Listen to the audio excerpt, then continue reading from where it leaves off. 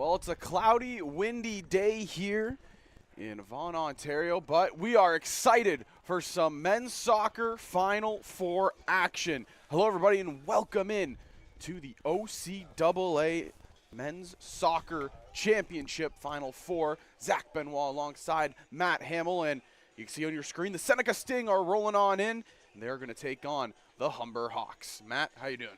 Doing good, Zach. And there we have our slightly tardy Seneca Sting team coming on in here, and we'll get this game underway once we are all suited and booted on that side of things. But Zach, so absolutely fired up for what we've been waiting for all season long, right? And for the #1 nationally ranked Humber Hawks getting the little home field advantage here in the semifinal at the Ontario Soccer Centre, their home field. And then both of these teams hoping to capture a victory here today, Zach, because that will earn them a ticket to the gold medal game tomorrow. And up next after this one, Zach, we'll have the Sheridan Bruins taking on the Algonquin Wolves. There's a look at Humber's coaching staff, and head coach Michael Aquino, boy, has to be pretty confident in what his team has put together in terms of an undefeated regular season where scoring was such a big asset. Some remarkable offensive efforts over the course of that 10-game regular season. Yeah, when you look at what they did over that 10-game regular season, they started the year, they ended with a draw. And, you know, at the start of the year, it looked like maybe something was off. The team wasn't going to click as well as we've seen in the past. But they threw that all out the window, proceeded to go on a 9-game win streak. And partner, you talked about the offense. Well, they scored 38 goals. They only allowed 3 all season long. And like you said, you win and you're in. Gold medal tomorrow. The winners of these 2 games play against one another for that OCAA gold. The losers will go on to play in that bronze medal match tomorrow. But we got a battle of East versus West here. The first in the West versus the second in the East. It should be a spectacular, spectacular game. Very excited to get this one underway. Like you mentioned, Matt, Humber, they had the best record in the OCAA, so they got the honors to host the Final Four, the OCAA championship, and I'm sure those boys, all dappered out in their white uniforms, are excited and ready to get this one underway. They started the playoffs with a massive 13-0 win against the Mohawk Mountaineers. They continued their hot play in the next round, and they're looking to continue it here. Yeah, you bet. And there's Seneca in the red kits for today. So there's a look at our starting lineups marching out to the field. Should be a good one here. And as you highlighted off the top, Zach, it's back to reality in terms of Southern Ontario weather. We're at a much more seasonal high of 13 degrees for today, currently sitting at 10, so not overly cold, but a little chilly out there for those players. You see some rocking the gloves in response to that, so not expecting the weather to be too much of a factor. Zach could see some showers at some point on this cloudy day, but should be all in all, unfortunately, not quite like the 25-degree days that last week was peppered up with. And at any rate, great day for soccer here at the Ontario Soccer Centre. Yeah, we're going to step away really quick just for the playing of the national anthem, so don't go anywhere.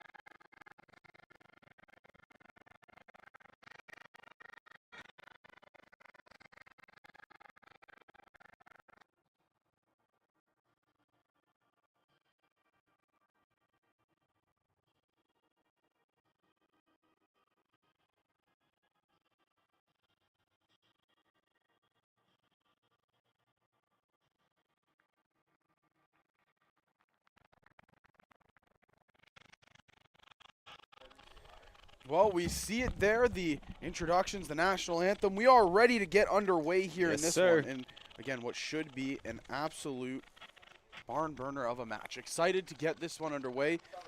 Seneca, they rank second in the East. Humber first in the West. It should be a fantastic matchup, to say the least. We're very excited to get this one underway. As you see the players coming off the field. One thing to note, Matt, is when we were seeing Humber play in their early playoff matchups, very, very vocal. They were aggressive on the field. They did a really good job. And yeah, that's important. You talked about some rainfall. I think it already. Yeah, we're getting some drizzle, Zach. So scary situation because we have a lot of technology out here. Yeah, I mean, you know, it's been said already, but yeah, new MacBook over here in the commentator booth. So my semi-new MacBook with a little bit of hot chocolate caught between a couple keys. Zach, at any rate, technology aside, we'll see how much of this weather becomes a factor in the game, but certainly much, much cooler than what we've seen these players had to contend with up until this point. Final week of October, so when you're talking outdoor sports at this phase, you never know what you're going to get. Now, tomorrow, the forecast for the gold medal round and bronze medal round, that does seem to be kind of similar to today. Slight chance of some precipitation, similar temperature, right around that seasonal average. Zach, I don't got to tell you the seasonal average. I know you know it's around 12 degrees this time of year in Toronto for a daytime high. That's what it is. Yeah, cold. Not great. How's that? But at any rate, there's a look at Humber in their huddle about to break. And, you know, Zach, we have a lot, in terms of the Humber Hawk team, a lot to talk about there. And how about Christian Kashishian? I mean, there's a young man headlining the OCAA Men's Soccer Awards. So Kashishian, the Men's Soccer Player of the Year, and he was able to pop in a total of 8 goals, and I think half of those maybe came in one game in a late September contest there.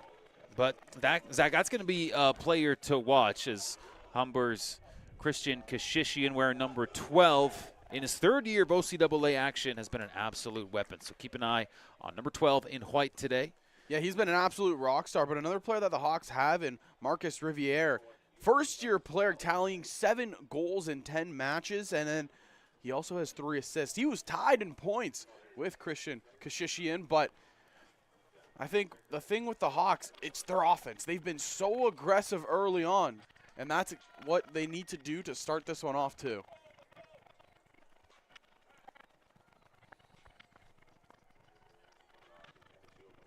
This is a Seneca team, Zach, that is second in the province in terms of shots on goal this season. They're a couple spots ahead of Humber in that regard. So, Zach, you would imagine that's been the strategy for Seneca all season long, is getting balls on net. We'll see how early and if they're able to stick to that in terms of this contest, because Humber has really been such a stout defensive team, Zach. We talk about the Humber Hawks and their offensive prowess and their really incredible offensive success this season, but the number 1 ranked team in the nation has also been very stout defensively, allowing only, Zach, 3 goals against over the course of 10 regular season games. That is almost unbelievable.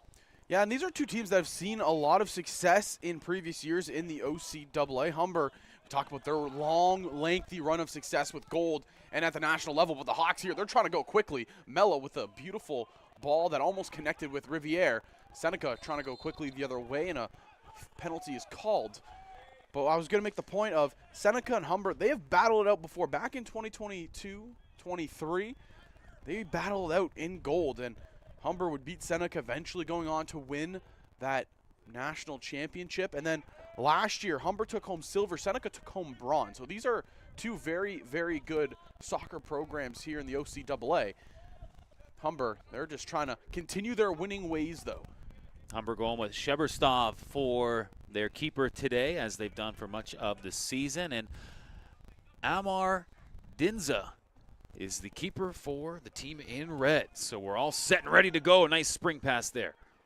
Spring pass just goes out a little bit too far, trying to, again, springboard Marcus Riviere. Yeah. Franz Mella, a player in the midfield you need to watch out for. He has been electric. Talk about electric, almost another opportunity for Riviere. The far side, the Sting pick it up, and we're going the other way. Seneca trying to generate some quick attack. Facey will pick it up on his own side and play it around back with his center back duo in Carmen Fiore.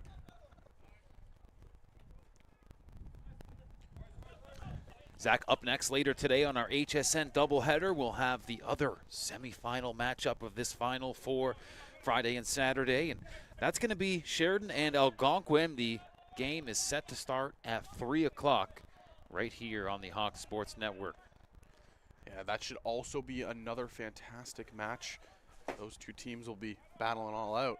Partner, it's a cold one. We don't want you dropping any of the hand warmers, No, not to Zach. mention the Zippo portable hand That's warmer you right. have. Recently acquired hand warming technology Nice from save. I a saw little that. department store called Costco, and working out well, Zach, getting some electric heat. Costco, today. the only place where you can spend $700 and get a reward of a hot dog for $150. But that's enough about the whole store. We'll circle back on Costco later. We got a pretty good soccer match to focus on here. Yeah, Mella cutting inside, trying to get around a couple defenders, but again, the Sting playing some very stingy defense, and that's what we see early on.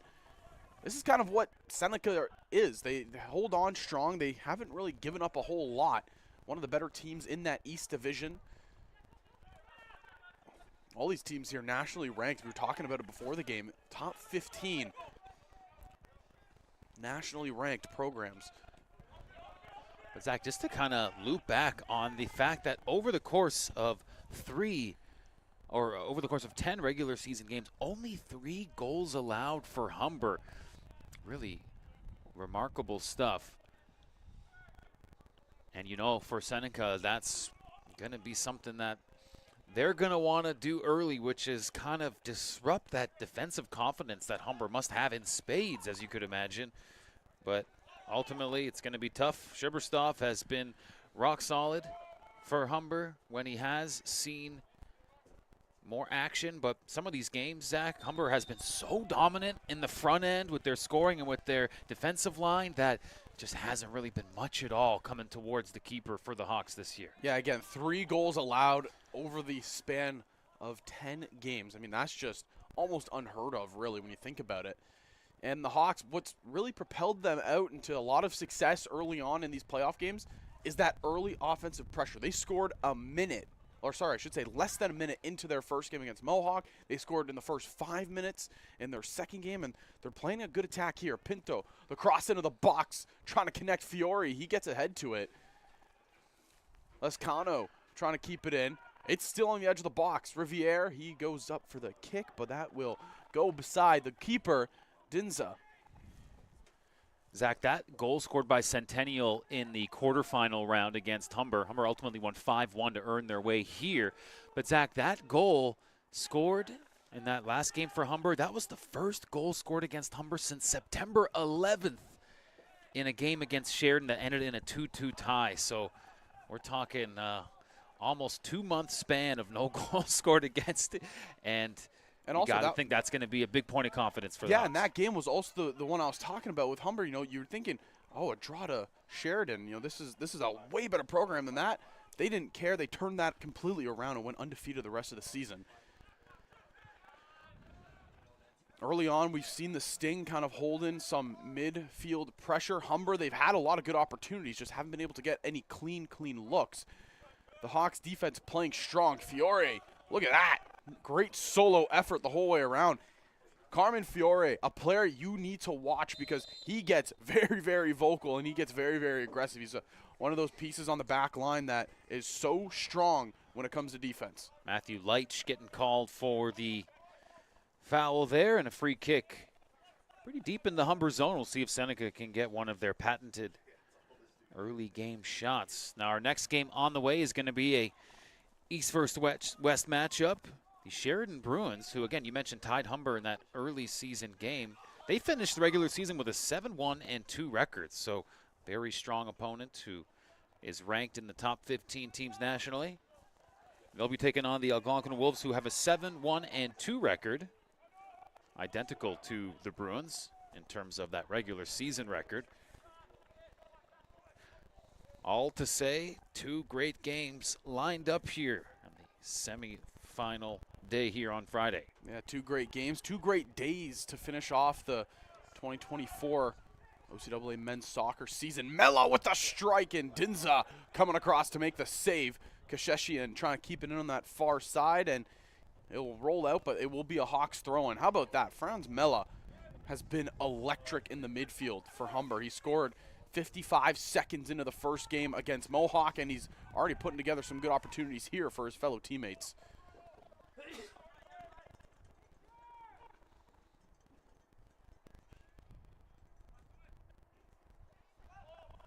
Another opportunity, and it's Pinto who had an opportunity on the left side going up, making a strike. It went over the head of Dinza and the net.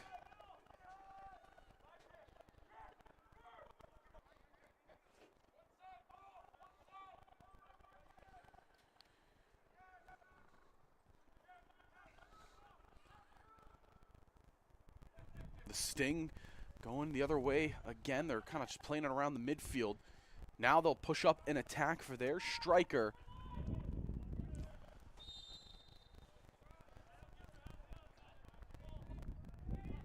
It was De Freitas. And take a look at it right here. Luca Pinto just drives to the box. The shot just sails over the net. And another good opportunity for the Hawks early on. Yeah, that's a player who has scored in the playoffs for the Hawks, and we'll see if he can get one back on the score sheet here today. Good speed for the Hawks breaking into the zone. Yeah, Leitch, he's cutting up here, crossing into the box, looks for a ball. They connect, and Dinza makes the save. Pinto, he's there to grab up the scraps outside the box on the left side. He crosses it back in to Kasheshian off his head. Mela, and the shot just goes a little bit outside that right post. Hachi Machi, some pretty good and dangerous looking offensive chances for Humber. Within the first 10 minutes of the game here, you saw a flurry of chances there. We got our HSN replay, and ultimately, you know, it was Light stepping up from the defensive zone, sent it across to Ball. And Ball, he's a guy that is tied for first in assists in the OCAA, but had a good chance to score one there. Yeah, at the end of the play right there, Mela, he unleashed a howitzer of a kick. Riviere, the back foot drop to Ball, but Dinza will come out and make the save. So, again, Seneca a little bit on their back heels right now. The Hawks are pressuring. They are smelling blood in the water. Pinto, he's going to be called for that penalty, and be a free kick going the way of the Sting. Gotta love this kit matchup here today. The very Canadian theme with the all white and all red opponents here. Very visually appealing, at least to one humble broadcaster. Very visually in my appealing. opinion. Working it up here. Seneca trying to create some space. It looks like Lescano right there. He gets tangled up and he draws the penalty. Yeah, Melo playing it back there. Yeah, this back line, again, it's been so strong, and they've been jumping up on the attack, not afraid to join the offense.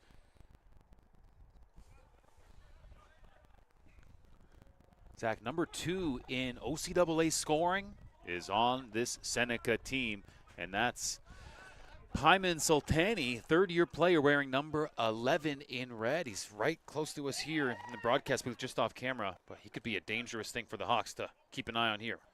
Yeah, he's right in front of us. We have a great view if he is able to get any kind of strike across. But, again, early stage of this one, 10 minutes in, and it's been all Humber. But Zach Sultani, I mean, that's a player who's tied for first, actually. I should correct myself in terms of scoring and our goals scored. He's also fourth, or tied for second in the province for assists. So that's good enough to be number 1 in overall points. So number 11 in red, I have clumsily laid out, is a player to watch for the Humber Hawks. That's the Matt Hamill POW player, or PTW player to watch. Still early. The caffeine's trying to kick into my system. It's cold out here. I think maybe our brains need to warm up a little bit. The Sting trying to generate an attack the other way. They have an opportunity, and they're pushing it up here on the right side. 3 defenders trying to get back. He's going to have an opportunity. No! Pinto And he's fired up, making the fantastic defensive play. Luca Pinto on Matthew Smith.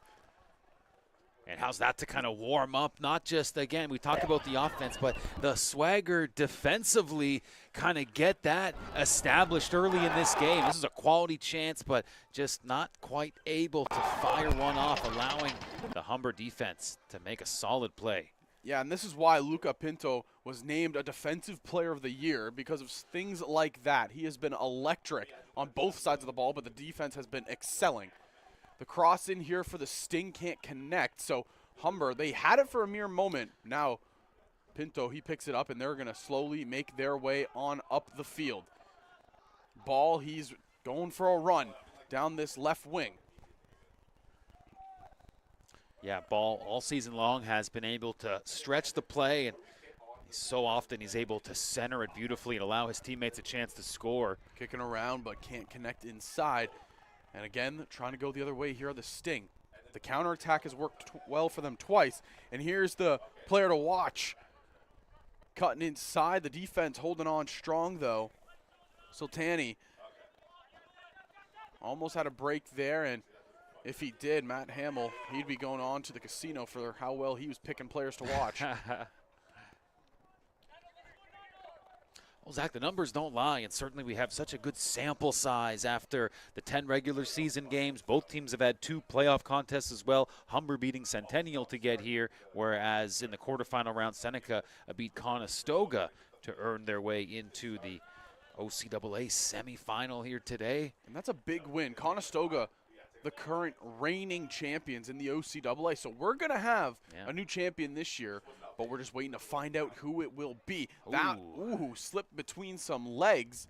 Dinza, he allows it to go out of play, and Jacob Ball, another good opportunity there for the Hawks. They are rolling right now with this offense.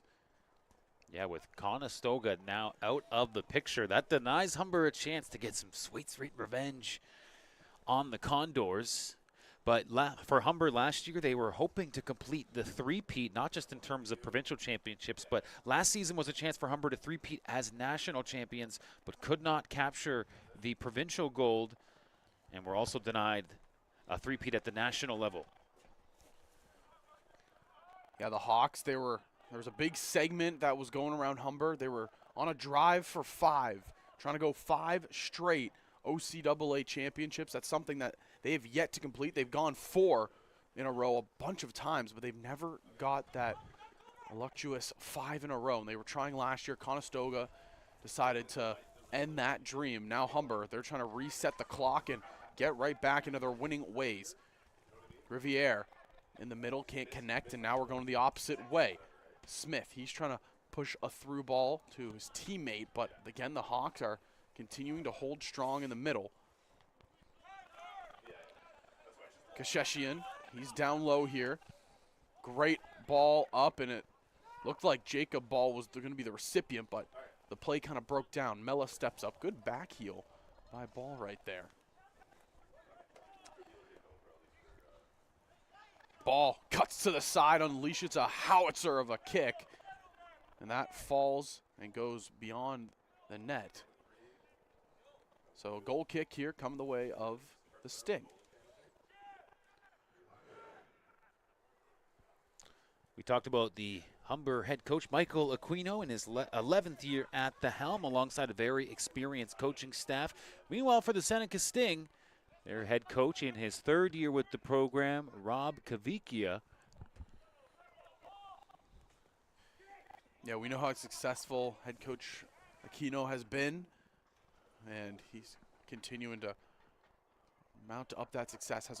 He's built this Humber men's soccer program as one of the best in the nation, not even just in Ontario, just nationally. This Humber Hawks soccer team, it's electric. We were in the gym, the Hawks Nest, on Wednesday. We saw the Supremacy banners, and men's soccer, they're ranked #1 in Supremacy. Mella trying to create some space for himself, and he looks like he's just going to play it right on back to Fiore. Fiore and Ball working as a tandem. Leitch going up in the corner, the cross in, it gets headed out, but Ball's right there. This one goes sky high. Eventually settled down Lescano, trying to kick some space around. These two teams, it's just been a battle for field position and control. And now Seneca looking to try to battle their way on out here for an attack. Gets around one defender. Facey comes in and makes the great defensive kick. And it slowly spins to Kashishian right at that midfield line. Yeah, Kashishian able to corral it. Pardon me, play it back here. And we'll see if Humber can go back to the well. We saw a flurry of chances a few minutes ago as the Hawks were able to get set up in the offensive end. Zach, we're not probably going to see anything like a big blowout or anything like that in these semifinal games, because we're talking all four teams we're watching today and tomorrow are all ranked in the top 15 nationally. And for Humber, number 1 in the nation. For Seneca, number 15, rounding out that top 15 list. Ball, an opportunity here, yeah, and it gets shut down. You mentioned that top 15 nationally ranked list. Yeah, these are going to be some very good games we witness over these next 2 days. These four teams battling it out to try to get gold. Humber, like we said at the start of the broadcast, they have dominated in the regular season, and they hold the hopes for, or I should say they hold the reins as they host this Final Four. Yeah, we're talking about a Humber team that had multiple 13-0 wins over the course of this season. Not expecting maybe any 26-goal performances over the course of 2 games this weekend, but I'll tell you what, you never know, Zach. Maybe Humber will be able to dial up some big offense, but some very tough opponents. And who knows, Zach, maybe Humber and Sheridan, the crosstown rivals, get a chance to meet again in the championship game. Opportunity down here. Sultani sets up the pass in the middle. Players breaking down for the Hawks, but they stop it once more. They're out wide here with Smith. Here come the Sting. The centering pass in, Leitch. He just headers that on out, but it just gets out far enough to the edge of the box. Shaburstov, he comes out punching in. What a play. Looks like he might have collided with Sultani, but nonetheless, Shaburstov, how about that? Coming out just punching it out of harm's way. Yeah, and as we highlighted, he's a player due to the outstanding defensive play for Humber. Hasn't seen a whole lot of action, but he's looked pretty dang good when he has had to stand tall for the Hawks playing keeper. And the throw in from the Sting deep in the Humber zone. Partner, I think it's, again, the drizzle. It's coming down a little bit here. Thought I was seeing some raindrops slowly starting to fall, and again, weather, we're hoping doesn't play any kind of factor in this one, because this has been a great match so far. These two teams just battling it out. We're about 20 minutes into this one, halfway through that, almost halfway through the first half. And Humber, they've just been playing so well. Seneca, they're holding on defense and getting some very big time saves. Another offensive push here for the Sting. Opportunity kind of gets snuffed out there again. But Seneca, they're still holding the pressure. They're up wide here. Just outside the box, putting on pressure to this Humber back line. This might be the most we've seen from the Sting. Norona plays it around the side. Oh, wow. And how about that? I mean, Carmen Fiore once again makes the defensive stop, this time using his head, so how about that? Yeah, like you said. The rookie taking a hard shot off the body, and this is really kind of playing into what we've seen from Seneca all season long. They fire a lot of shots, and that could maybe be something the Hawks haven't seen this year in terms of a team that can really effectively get a lot of shots fired off towards the keeper. But so far, Humber has seen Seneca set up a few times in their end, and the Sting have done a good job with some early game offense. But so far, 0-0 remains the score.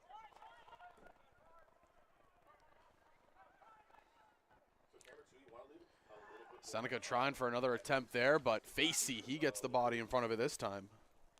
All the makings of a fantastic semifinal match we've seen thus far in the first 21 minutes.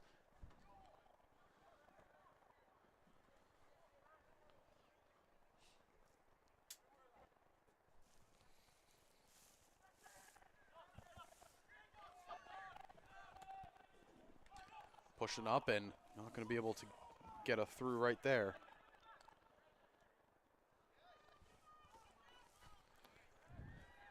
Seneca going back the shot. And there's another one, like you said. Shabirstoff makes that big save. And he'll slow the play down, and the Hawks will elect to try to create a rush of their own here.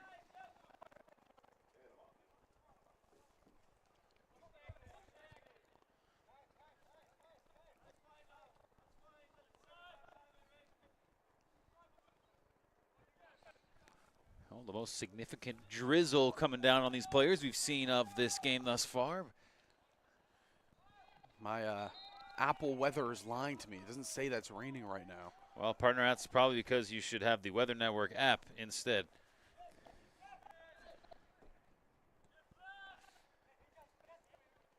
Fiore, he has it here on the back line, going up to Kasheshian. Leitch once more stepping up on the play.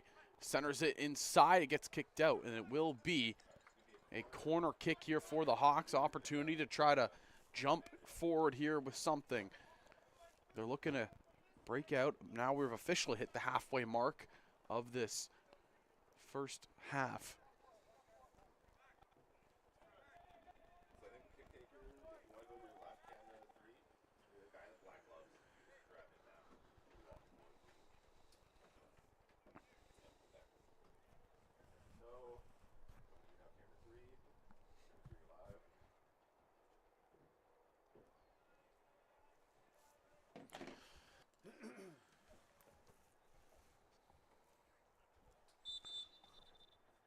Whistle blown, and looks like the official is taking umbrage with the way the Hawks are maybe setting up.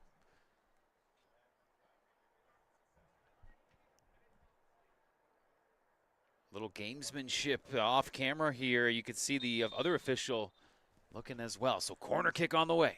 Yeah, Mella takes the corner. It's going to the back post. Dinza, he gets the hands to it. It slips through. Might be because of that rain. The glove's getting a little bit slick. But the Hawks pick it up, and hold on a second. Seneca, they're pressuring Riviere on that far side. He'll eventually settle it down and play towards the back line. Yeah, that could have been a little dangerous there. The Sting, maybe a chance to flip the field if they were able to pry that ball away, but Humber doing a good job maintaining possession. And right back deep into the Seneca zone now.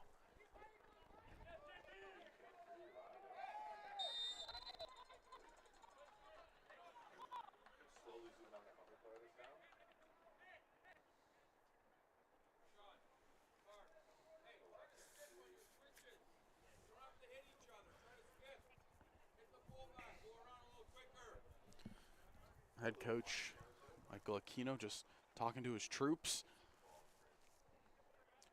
It's a great opportunity here. Free kick from a very dangerous spot. It's basically like a corner kick here for the Hawks. Mella taking it once more. We saw him score a beautiful free kick in the last game. This one just sails a little bit too far. Dinza will have the goal kick. So a couple of corner kicks, not amounting to much in terms of get out of your seat close chances. But right now we're going to see Dinza play it away. See how quickly the Hawks can get the ball back into the Seneca zone. It's bouncing around everywhere here, trying to eventually settle it down, and it'll be Seneca ball.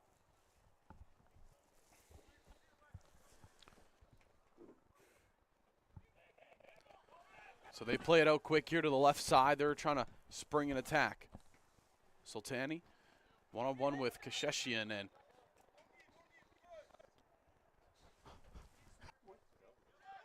they play it quick, a little, you know, you see the, in hockey, I guess, what do you call it, icing someone or snowing somebody? I guess this time you're just pelleting somebody with the whatever's on the turf. Version of that, yeah.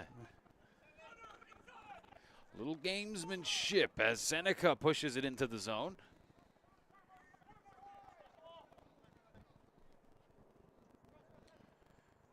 Oh, and looks like it's Franz Mella, but got clipped up on his foot. Hopefully he'll be all right. He's been a key piece to this Hawks team in the midfield. Yeah, no question. he's the man the Hawks leaned on in the past few plays to deliver those corner kicks.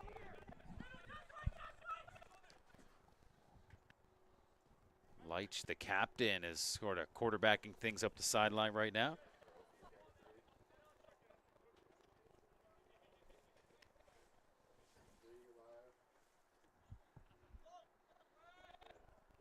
So Seneca with the leading point scorer in the OCAA with Sultani, but they've got some other weapons as well.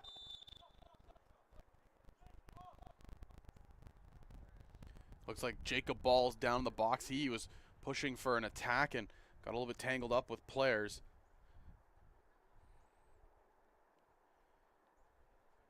So he's getting slow to get up and looks like he'll be all right. No bad blood in the water there. Michael Pellegrini, number 23 for Seneca, is second in team scoring. 13 points on this season, 5 of those being goals.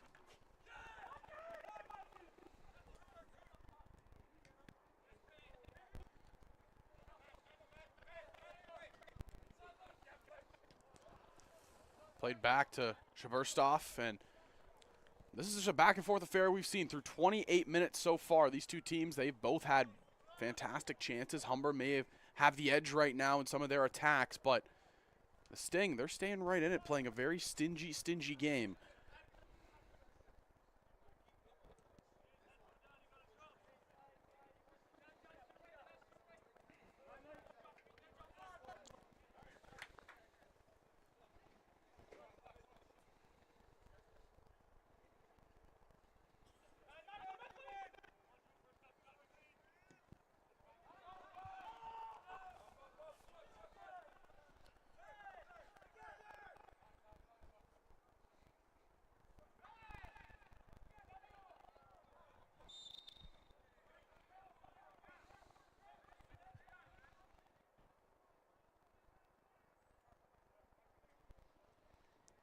Sting will have a kick out here, trying to set up a play for themselves.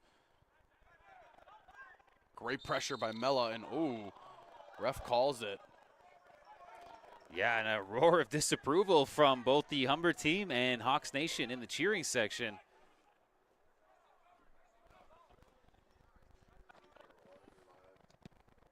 Corner in, Facey, he connects with it. The second shot goes over the net, but how about that? LaShawn Facey had a one-on-one battle for the ball, and he was able to use his size and strength to get to it first.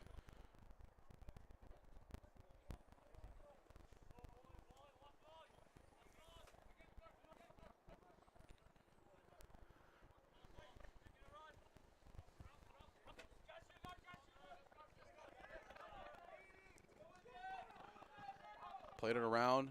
Shaberstoff just kicks it out to Mella. And Mella, he's working one-on-one with a Sting midfielder. He eventually gets it up here. Kasheshian, the player of the year. He's going to a lot of open space and patiently waiting for the ball there. It's Luca Pinto.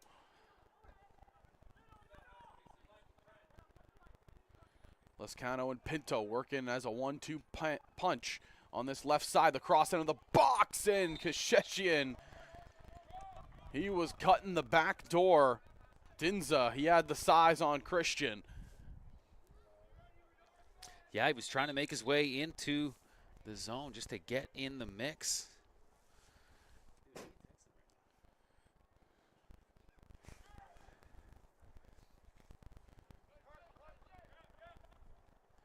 Played on the back line here. Dinza.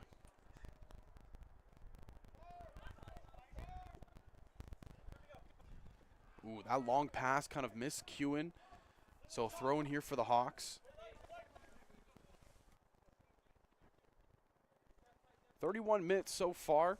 Looks like that light, heavy rain, it's kind of died off here. Yeah, I think it'll just be that kind of day where it's a little bit of the cool weather being amplified by some periods of light rain, but at any rate, doesn't seem like it's been too much of a factor. You mentioned sort of maybe the less of a grip for the goalkeeper, maybe some of those balls slipping through the handles just because of that moisture, but still have not quite seen that opening goal of the game. Pinto, he is backtracking right there. He's able to get to the ball first, but Smith knocks it down. The Sting just outside of the box here. A lot of good quick passing. The cross going over. And I believe the linesman on the far side will call offside, so the Hawks will get the ball right on back at just about the 32-minute mark here. And the weather here, you did say, you know, it's the regular October kind of temperature. Thankfully, it's not too windy. Feels like it could be a lot worse than what it is right now.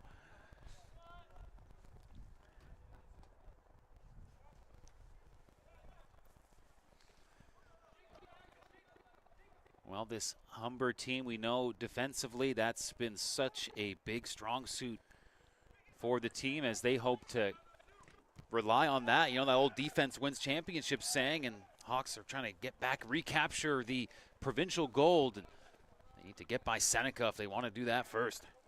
Leitch does a good job to stop it. Mella comes in and takes the ball away. That's a good 1-2 punch right there on defense by the Hawks. And now they have the long track to try to get some offense going. Norona, he battles it and kicks it to the far side for Alexander Martins. Heavy pressure, a lot of pushing and shoving on that far side. Pinto now will just eventually settle it on down.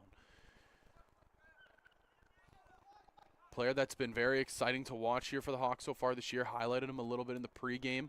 Marcus Riviere has been all over the field for Humber. He has been kind of like a spark plug for them on their offense, doing a really, really good job for Humber. Yeah, he's had some big games. Some great offensive play from Riviere wearing number 17.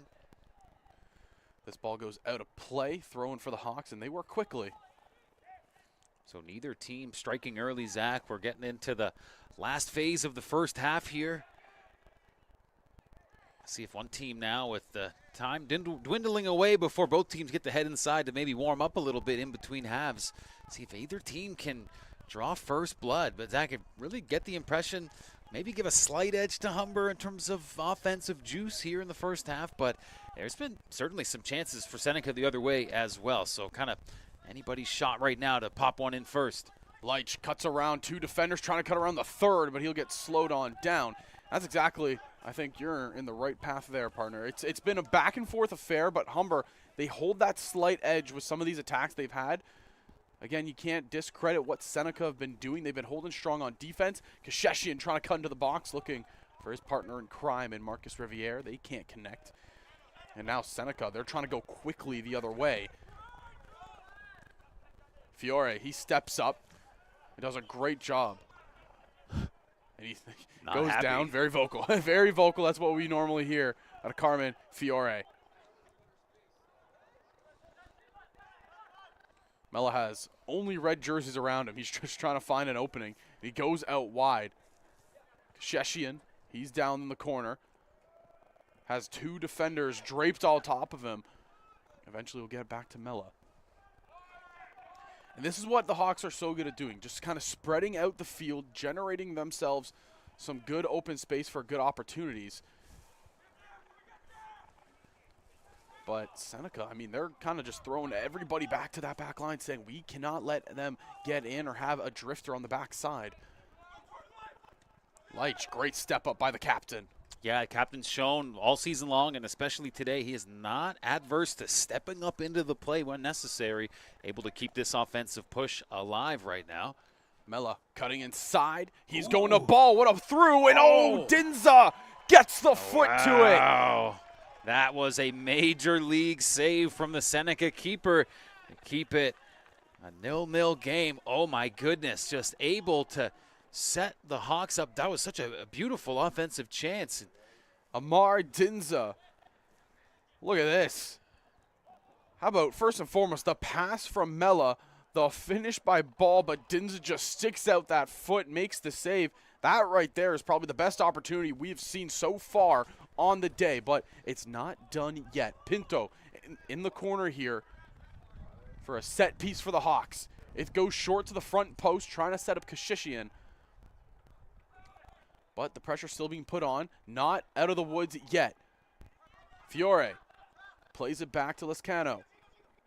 Ball, one-on-one on the right side of the box. He's cutting in. Cross in, and it's off the feet of a defender. Another cross coming here for Humber. Yeah, corner kicks are just coming in bunches for the Hawks. Looks like we might have an injured Seneca Sting player, Dante Anthony Marotta, a first-year player we've seen all over the field early in the game. Yeah, it looks like he took the ball, or the kick, I should say, from Jacob Ball right off the shin. And Matt, some of these players, you know, we always discuss the protective gear they wear. I was looking at some of the shin guards. They're about yay minimalist. big. They are yay big, not that big here. Some players, you know, have the ones that cover the full shin. Some of them have it that cover maybe just, you know, a pinky size. We're just kind of checking that box. I guess that's some of these players. And you see it in other sports too, right? The NFL, some players elect to go, kind of streamlined with the equipment. And a good example we're seeing right here with Mella in the corner. But we're hoping that the injured Sting player is okay. The good news is he's already back on his feet. So Marotta will be supported off, and we'll have a substitute coming in here. Yes, Denzel Tienjim will be coming in here to take off the injured Dante Anthony Marotta. Stenzel standing 6'5", so I don't even need to look at the roster, Zach. I'm going to say that's probably the tallest athlete on the field right now. Maybe I will double check. Oh, there was a close one. The goalkeeper, Dinza, he was 6'4", so very close, very close. Yeah, and for Dinza, maybe that long frame, I mean, that really looked like it came into play there with that big save he made on ball as he was able to stick the leg out. You know what they say, kick, save, and a beauty. Mella, that kick goes to the back post. Kashishian! Fiore was in the box.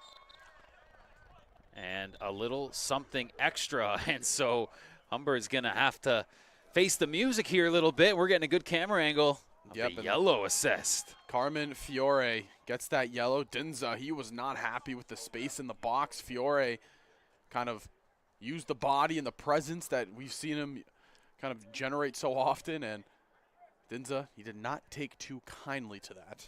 Yeah, well, we've seen, a little couple extra type of plays there for the Hawks whenever they've been around the tall keeper for the Sting. We've seen the Hawks trying to maybe be a little bit pesterly, if I could perhaps manufacture a word for this purpose, but really trying to get up in his grill and cause some frustration. But Humber earning the yellow card there. And, for that player for the Hawks, we've seen Fiore running pretty hot here. A lot of emotion, a lot of energy. And, of course, there's always that certain appropriate level of intensity. And we'll see if the yellow card has an impact on the kind of energy and juice he's bringing into the game. Yeah, it'll be interesting to see how he continues to play. Again, we know he's a very vocal player, very loud on the field.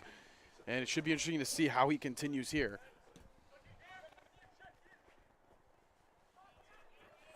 Seneca, though, they're generating an attack going the other way. And what a defensive play, diving in to make the stop there. Pinto, he'll eventually pick it up to run it out, but Humber, wow. Yeah, Jason Alvarado was all over it there with the diving defensive play, and just something we've seen from the Hawks all season long. And, Humber's hoping they continue their outstanding defensive play and maybe lean on that to lead them to recapture the provincial gold. Working strong, and Dinza, another save made. He's been very active here, and the reason why this is still a 0-0 match. When you look at the opportunities the Hawks had, again, especially the one that Jacob Ball had mere moments ago, Dinza has been standing on his head. Yeah, Dinza looks great, Zach, and that's got to be good for the confidence, right? You come in here into the championship weekend, and you want to be playing some good soccer, and what a boost of confidence for the Seneca keeper, who's faced a lot of action and has stood tall thus far, both literally and figuratively standing tall. Mella, he's trying to work it around here. All the way back to Facey, who, again, the Hawks just trying to create some open space here and on offense. So there's Stenzo with that big 6'5" frame stepping in, making a play. And Humber coach Michael Aquino still giving out some orders from the sidelines. So you maybe wonder where the sort of vocal nature of Humber's play comes from. You know, so much communication. Seems to me starts right from the top. And that good communication has been an asset for Humber. And oh, just goodness, too far. Leitch. That was a bullet pass that looked like Jacob Ball was going to be able to connect with, but it goes a little bit too far. Dinza comes out, makes the save. Alvarado gets called for that penalty. And free kick here for the side of the Sting. Just about 3 left to go in regulation time here for the first half. Again, we don't know how much stoppage there's going to be, but really with how fast the pace of play has been between these two teams, I don't think a whole lot. Maybe a minute, maybe 2, but I don't think any more than 2 minutes. This has been a very, very active and fun first half of footy here at the Ontario Soccer Centre. Yes, indeed. Great semifinal action, and still waiting to see if maybe now, with only 2.5 minutes left in regulation in the first half, can either team, at this point, it's total backbreaker territory. If you can take a lead this late in the half, that is very demoralizing to your opponent. Right now, it's Seneca with the ball deep in the Humber zone. But again, as you're saying that, immediately taken away by the Hawks on defense. Facey just goes down the field. And Mella, he picks it up, trying to work it with Riviere now. Riviere, great speed, and he's trying to showcase that, but a good step up on defense by Matthew Smith. The midfielder cutting back and making sure Riviere can't get away, and Smith makes another play there. But stepping up again was Alvarado. Mella showing the strength. He gets through one defender, and the hard kick goes wide.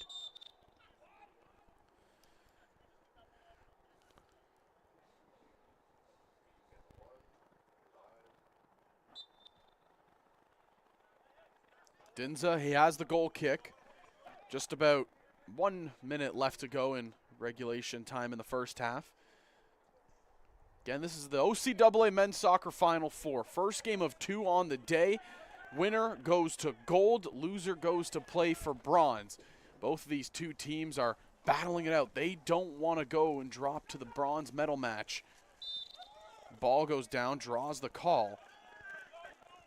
Yeah, you could imagine just how high the expectations the Humber Hawks have placed on themselves, being the #1 ranked team in the nation, having this unbelievable regular season after a little bit of, if you'll call the tie game early in the season, a stumble out of the gate. Just unbelievable play. And about 7 weeks they played of soccer without anybody scoring a goal on them until last week's quarterfinal round. But of just a remarkable season statistically. It's been fun to watch here from the Ontario Soccer Centre. And we'll see if they can cap it off the way they want. Yeah, you can see in the background, even with the display of just how well this program has been over the years. Those are not the OCAA championships. That's the national championship banners that you see lined up on that back fence. Yeah, and right now at the camera pans to midfield. All those years of national championship victories, remarkable. Funny to me always is they won the year I was born, partner, 2001, right there on the banners. 1 minute of added time, so kind of what we expected. These two teams going really back and forth. Hasn't been a lot of stoppages, maybe one for to get the substitution, but other than that, it's just been fast-paced nonetheless. We've hit the 45th minute mark, and we're continuing to rock and roll down here to get to halftime. These two teams battling it out, all facets of the game. Nobody really able to pick through. Whenever Seneca have had an opportunity, gets shut down. Whenever Humber have had a chance, it gets shut down quickly by Dinza, the big keeper in net. I think we have a corner kick coming in. This will probably be the last play here of this first half.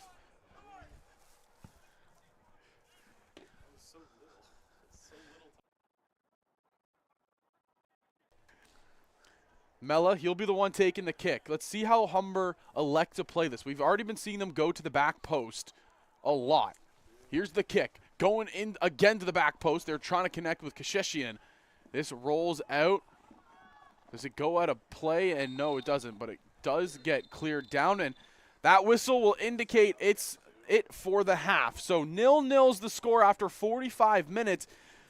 But, Matt, we saw so much good offense and even better defense from both sides in this 0-0 draw so far.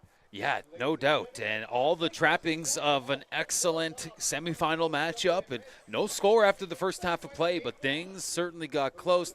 Give, again, a slight edge to Humber, or, maybe a considerable edge to Humber in terms of the offensive chances we saw from the Hawks. And Seneca, give them credit. They have been able to get the ball into Humber's zone, have not nearly had as much kind of settling in time down there. We've seen Humber with so many corner kick opportunities. That near goal from Ball that was just so took close. An outstanding save from the Seneca keeper to keep this a scoreless game. But we head into the half with no score, but excited to see how this great game will finish up in the second. Yeah, I can't wait to kind of see the stats after that first half, but nonetheless, we will take a quick break and be right back with you for more Final Four action for men's OCAA soccer.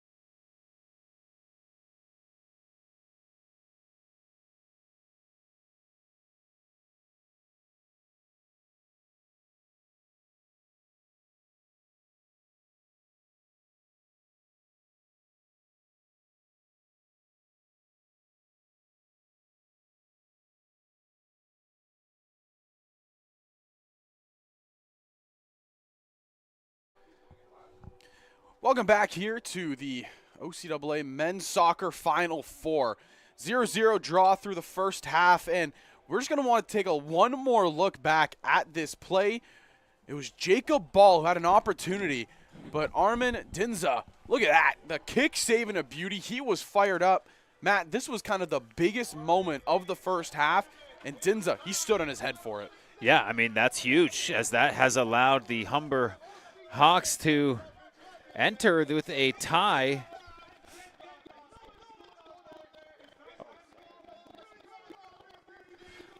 But, Zach, it is time to get things going here for half number 2.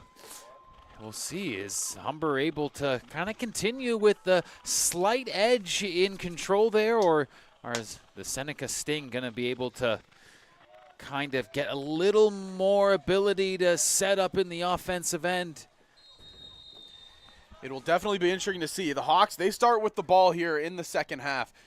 We saw the stats. They were on your screen, so if you missed them, just hit that back button a couple of times on YouTube and you'll be able to see them. But Humber dominated in the corner kicks, but every other aspect of the game, Matt, it was kind of even. Both sides, yeah. Maybe it was one more save for the other side or one more opportunity for the other side, but for the most part, it's been dead even between these two teams. Some phenomenal play from the goalkeepers, and I'm excited to see how this one will end.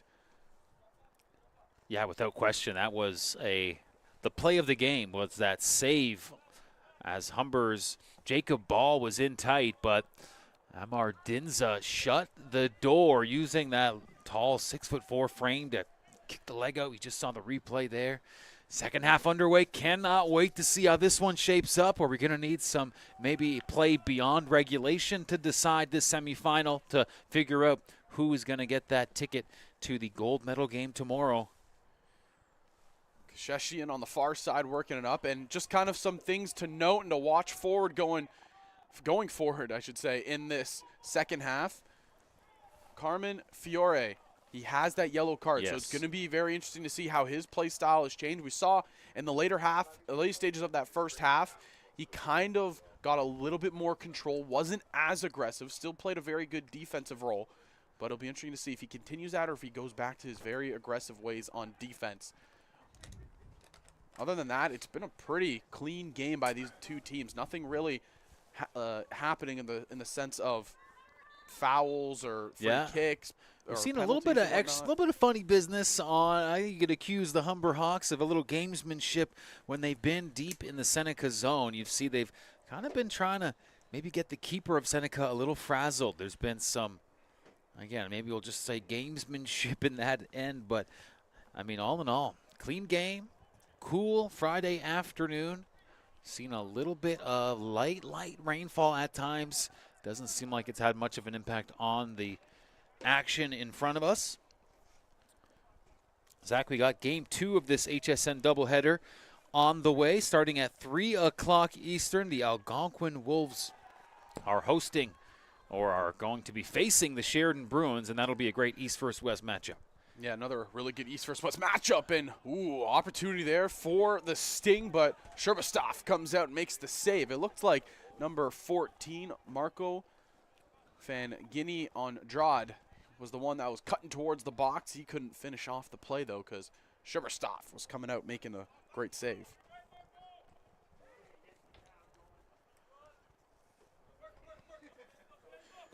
Pinto trying to play it up to Ball, and he has that tall 6'5" frame and Stenzel in front of him. Lescano trying to center it to Riviere. He connects with the head on the far side. Kisheshian, his shot finds the back of the net. The player of the year, Christian Kisheshian, puts Humber up 1-0 in the early stages of the second. And immediately goes to show some love to the Humber faithful on the sideline. How do you like that? And getting absolutely mobbed. You said it, Zach. The OCAA Player of the Year. Who else to open up the match, or open up the half, I should say, with the goal, giving Humber the juice here and showing a little more love to the friends and family section. Kashishian, but Zach, we talk about those late half goals, how that can be kind of a little bit of a backbreaker, a little demoralizing, but how's that right out the gate in the second half? And a second look here. Yeah, look at this. Great play set up. Liscano, he tried to cross it over. It goes off the head of Riviere. Kasheshian on the backside picks up the scraps and cashes in the goal. Yeah, you mentioned momentum. You mentioned how things can change. That right there early on in the second half, that can kind of propel a team and momentum forward. Because look at this. They're going on another run. Kasheshian, the shot, and it gets deflected right to Dinza. Now it sort of feels like Seneca on their toes a little bit, or on their heels, I should say, as Humber leaning on this Seneca team right now. We'll see if the Hawks can strike again while the iron's hot, or perhaps Seneca can kind of take a little wind out of Humber's sails and get themselves established here in the second half. But a 1-0 game all of a sudden is what we're working with. Yeah, and we can kind of see the pace pick up a little bit. The Sting, they want to even things back up. Humber, they get more aggressive to try to get more ball control and continue their fantastic offensive approach. Ooh, cut across. Matthew Smith working on a 1-2 tandem right there in the middle. And now they're going to go out wide. Sultani.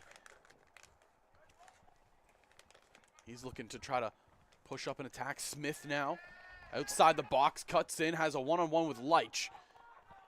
He'll slow play it, going all the way to the opposite side of the field to Alexander Martins. His shot to Schuberstoff, and he makes the, I guess, diving save, diving forward in this matter.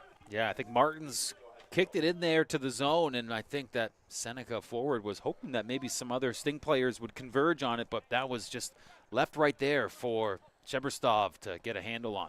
Liscano trying to get it to ball right there, but it's going to the opposite way quickly. Alvarado, a lot of pressure in the midfield, and says he tugged at the jersey. I think we have a substitution coming on here. Dante Anthony Murata.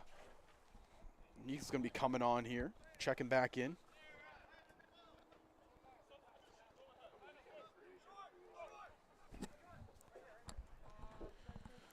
So pause in the action as we wait for Marota, the first-year guy by way of Toronto. And he actually was taken off earlier in the game after going down with that injury in his leg, and he checks back in. So it's a one-on-one swap, and credit to Stenzel for coming on in. He did a really good job. He shut down what he could do.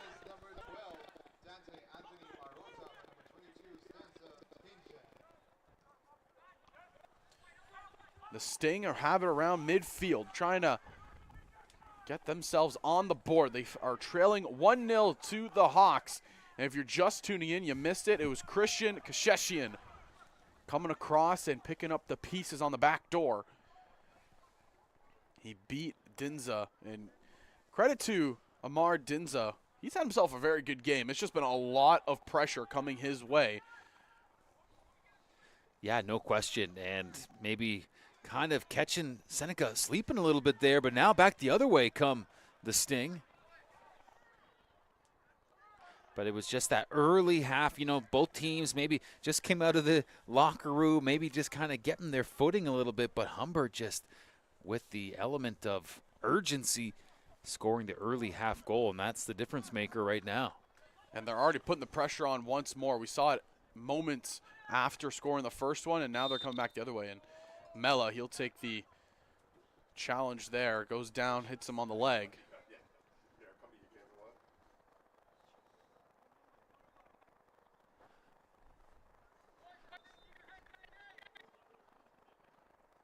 So maybe is this a chance here as Humber now is driving back into the offensive zone? Can the Hawks sort of open up the floodgates, or are the Sting able to slow Humber's roll a little bit right now? Free kick after the foul against Mella.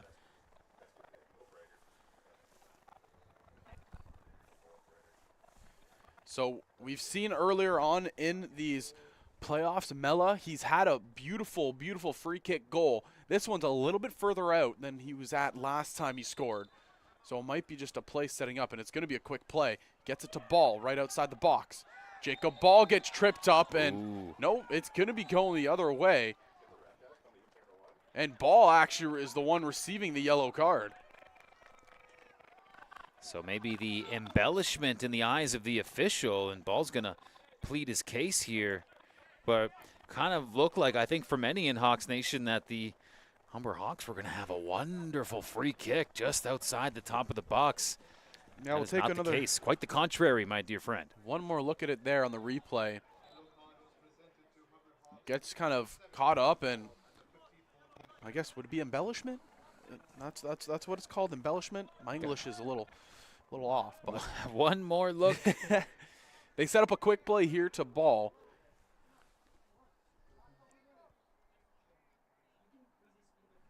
Yeah, I don't know. Tough to call. If that was in the NFL, they say they would probably stick with the call on the field because not enough there to overturn in either direction. But so the ref that I have in my headset, partner, says it was yellow card for diving. Dean Blandino.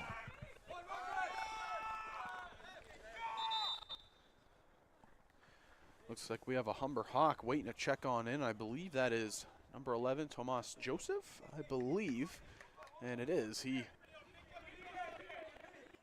forgot to take the penny off. He got too excited checking into the game. You know, in temperatures like this, Zach, any layer you can hang on to is going to be something you want Another to substitution. Dylan Campbell coming on here for the Seneca Sting.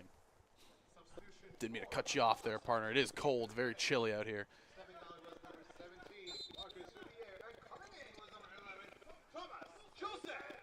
So we'll see if TJ, Thomas Joseph, can make an impact as he steps into the game. When you take a look at a Humber Hawk team ranked #1 in the nation, you could imagine, yeah, there's probably some very good athletes that don't get the opportunity to start just based on the caliber of players you have in the starting lineup of the #1 team in the nation. So that's another advantage for the Hawks. We talk about the scoring, the defense, depth as well. A lot of players that can step into this game and make an impact. Yeah, Joseph was one of those guys that was a starter last year. Kind of looks like he's taken more to a sub role here, but still a very talented player. Here's the cross from Pinto. Dinza gets a hand to it, the second chance right there by Kashishian. They almost had the lead doubled up, and it would have been the second of the game for the player of the year in Christian Kashishian. Yeah, another big play was needed from the Seneca keeper, and he made it, but that has earned the Hawks yet another corner kick. And you wonder if all these chances Humber's getting in the corner, if they're going to kind of crack the code here. Oh, another outstanding save, Zach. That, to me, it's the height of the keeper. That is the difference maker, reaching up there, and maybe not as much drizzle as before that made those gloves a little slippery. But did you see who was in there again in the box causing some havoc? Carmen Fiore. He was very, very close. The keeper wanted another card on him, and if he did get that yellow, that would have been his second, and he would have been out of the game. And this call is going to go in favor of the Seneca Sting, which is a bit of a head scratcher here. Looks like the official pointing in favor of Seneca there, even though it was a Humber Hawk who was not only tripped up to the ground, but then kind of piled on after. There was and now the official corrects his decision. Not too sure what he saw the first time.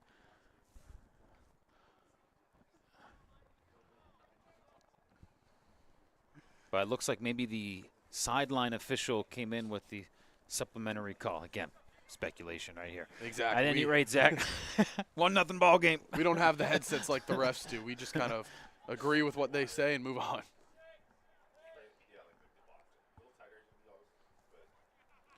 So big time kick here. Franz Mello will be the one taking it. A lot of Hawks set up. Look for Fiore and Facey, number 5 and 6. They have been all over Dinza so far in the box. This is a kick that's just to the front side and eventually gets booted out. Trying to go the opposite way, but wisely. Look at that. That's the captain, Leitch. He's just sitting back. He understands, hey, I'm the last man of defense. Just if I get the ball, boot it right back down the field. Heads up play right there by the captain. Yeah, able to get a reasonably good play on that ball and slow down the Sting, who now have the ball, are looking to mount an offensive charge. You know, they're going to want to strike, even things up here, and, you know, it's going to be tough to build up some confidence against such a good defensive team. And Jacob Ball going up, and I think this offside is called, and that was oh so close. Jacob Ball not arguing. He kind of figured and knew he was a little bit ahead of the official in the back line. Mella, he gets called right there. And I'm not sure if the ref is going to be calling a card here or not. It doesn't look like it. So Mella looks like, I believe the ref just said he's coming off the field. And I think it's just to get to the knee worked on. I believe. Yeah, he had a attempt earlier on in the game where his knee kind of got scraped up, so he's just going to get it wrapped up now.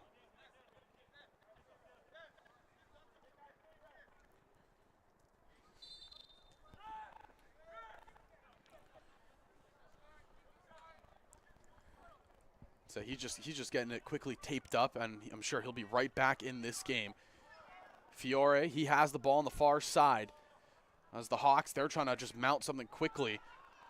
Mella, he's still getting wrapped up. We're paying close attention here. It's currently 10-11. Humber just trying to hold defensively while one of their key players in the midfield is getting taped up on the sideline. So Mella is now ready and taped up, and he will check back in. So we're back at even strength. Power plays over. Power plays over. I was about to say the same thing.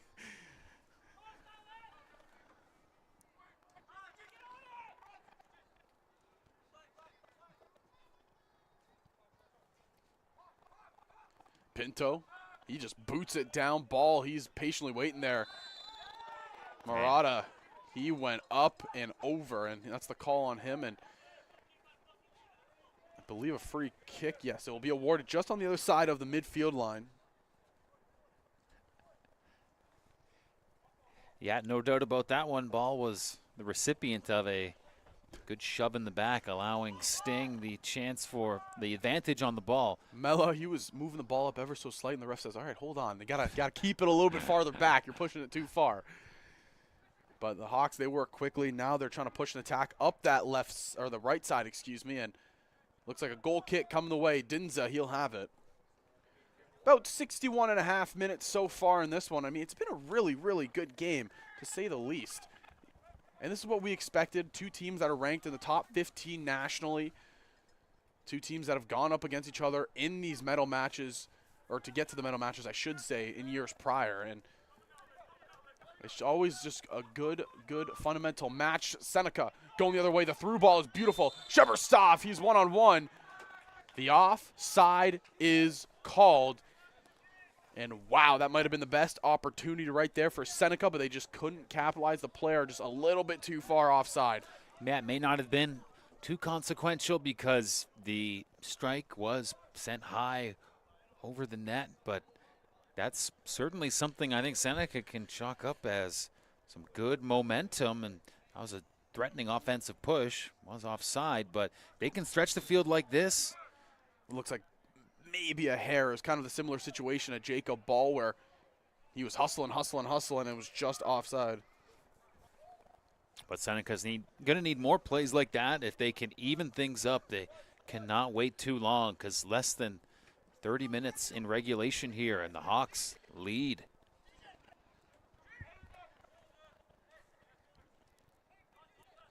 And speaking of the clock, Humber being very patient right now. When it gets to this stage of the game and the Hawks have the lead, they understand clock management. They work very slow. They're very precise. And it's just how the Hawks are. It's a very well-oiled machine through and through. Seneca, they understand, though. They need to maybe pick it up a little bit, try to get some attacks going their way here. Stepping up Alvarado, big play right there. He's going to go with Joseph. The Sting, they backtrack so well right there, and they shut down any attempt. Played it to the back line for Pinto, and they're going to go out wide here to Lescano. And they swing it all the way to Kashishian. Murata headers. And now Seneca trying to get it out of their own territory. Humber has been putting on the pressure here in the last couple of minutes. Stepping up, Christian. He has the control here. Looking up the right side. Mella now working in the box. Gets around one defender to the net, and the save made by Dinza. So close opportunity. Mella trying to get something going. Yeah, it was a tight angle for Mella, but you saw on the wing moments before it was Kashishian, and you know Seneca is all keyed up and focused on the OCAA Player of the Year, Christian Kashishian. We do have a player that looks like he's trying to check in here for the side of the Sting. Jackson Druons. Mella, here's the kick to the close post coming out. Fiore. And he got smacked, it looked like, in the back of the head by the keeper, Dinza.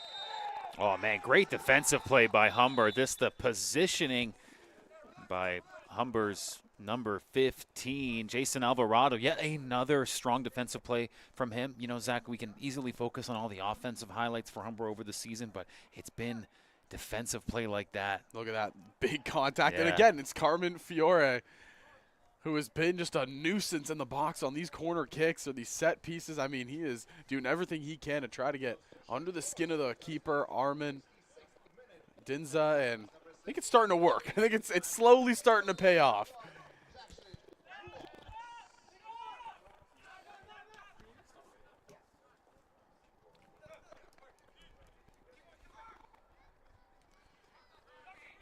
Joseph plays it back to Facey, and they go all the way back here to Schuberstoff.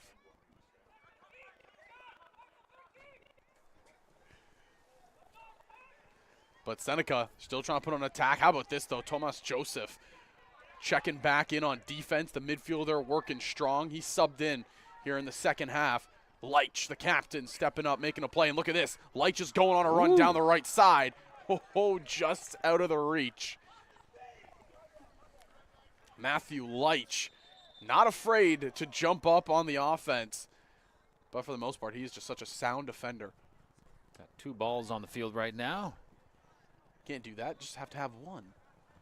As far as I know, partner, That's what I you was show gonna me in say. the rule book where it says you can't play with 2 soccer balls. That would definitely make the sport very interesting, because you don't know which one you're defending, and you don't know which one to use for the offense. Or one of them's a money ball. One of them's a colored money ball. gold. It's worth 2. It's a golden goal. You get 5 points for 1 goal. The Mountain Dew money ball. Mella, look at this. Back in after getting taped up and trying to work up this left side. 2 defenders draped over top of him. He just plays it slowly back to Pinto. Facey. He has it. Good little back heel to Pinto. Nifty by Mella. And this is what the Hawks can do so well. They just try to create an attack, but they slow it down.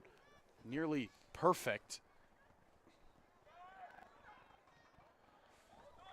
And that is cleared. And that ball might land all the way in Brampton, because That goes through the uprights for 3 points. That is gone. But, Zach, 1-0 score, approaching the 68th minute. And for the Humber Hawks, able to capitalize on an early second-half goal to give them the advantage.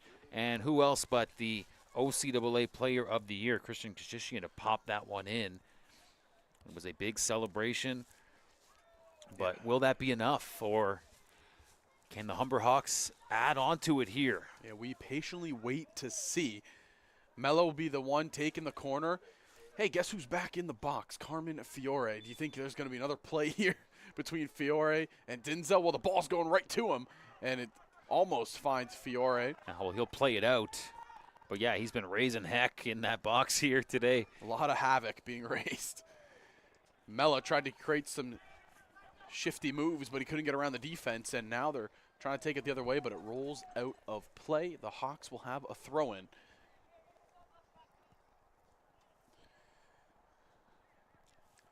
And credit to these Humber student employees. They have to run a long distance to get the ball sometimes.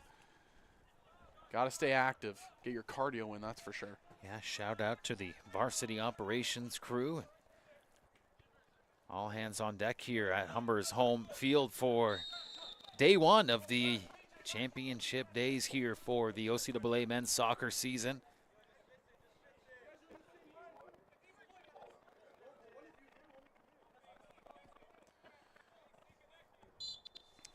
So we're just in the 69th minute here, slowly chipping away at this one.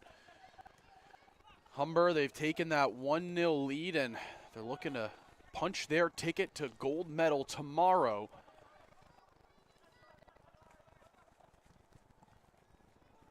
Ball, beautiful touch off that one to Kasheshian, who crosses it in for Joseph, but Dinza coming out of nowhere. The big frame, the 6'4" keeper, been very active. It's like a wide receiver, you know, just a tall fellow that is able to just grab these balls away from. I didn't know DK Metcalf was in the net for the Seneca Sting. Mike Evans action. Now the official having a word with Thomas Joseph there right on the right side of your screen. It's going to be a free kick for Seneca.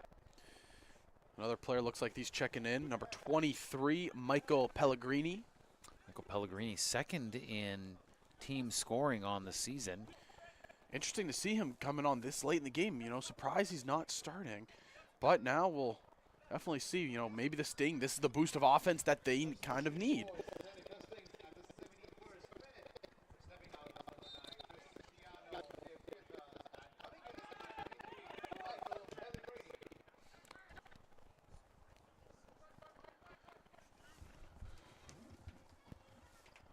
Isaiah Reed also looks like he's slowly waiting to check on in here for the Humber Hawks, number 23.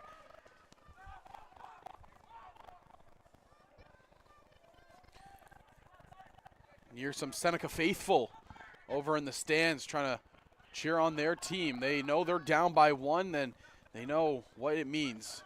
Win and you're in. Lose and you're going to bronze.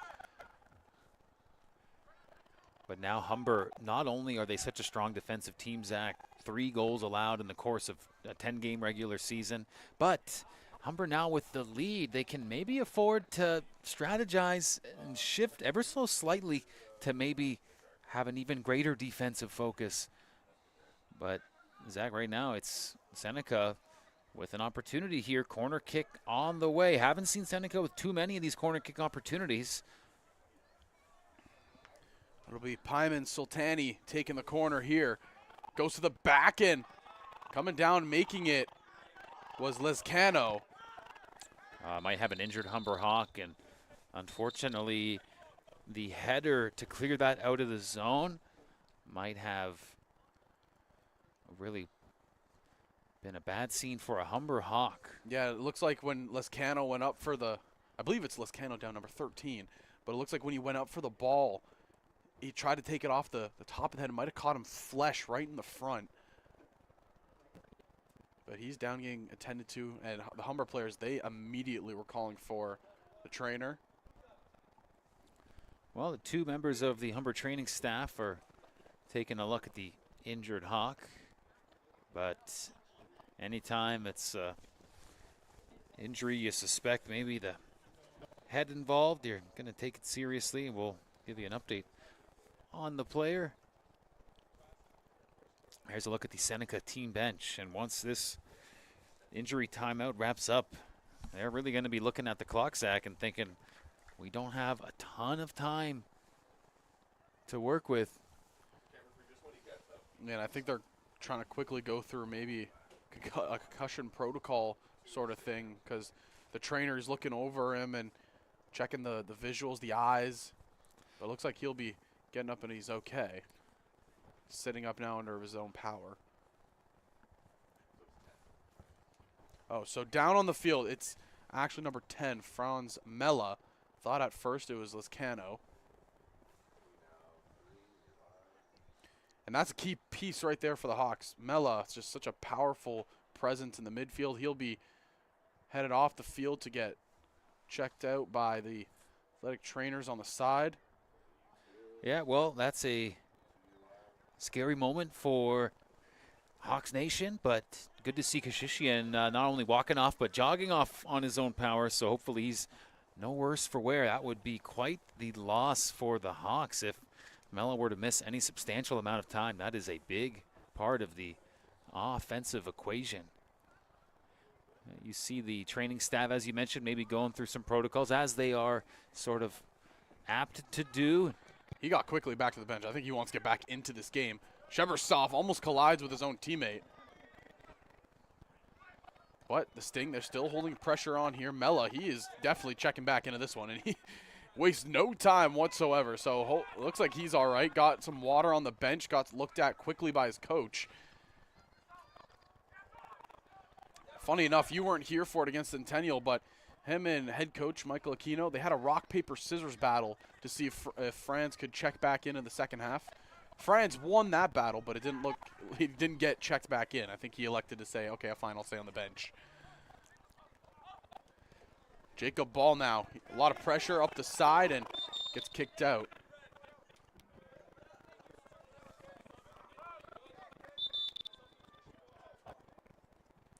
Isaiah Reed, he comes on here. Number 23 is checking in for Jacob Ball. So some fresh pair of legs coming on here for the Humber Hawks. Well, Zach, you have to also think about that, right, which is 2 games in 2 days. So not a lot of rest between the semifinal and the gold medal match for whichever team earns their way there. So it's an exhausting kind of conclusion to the provincial leg of the season. Mella gets pushed down in the back, no call there.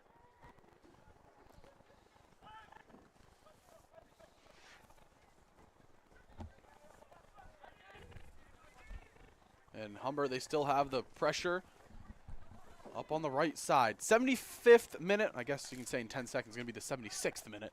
But this game, it's just rolling along. These two teams going back and forth. And what has been a humdinger.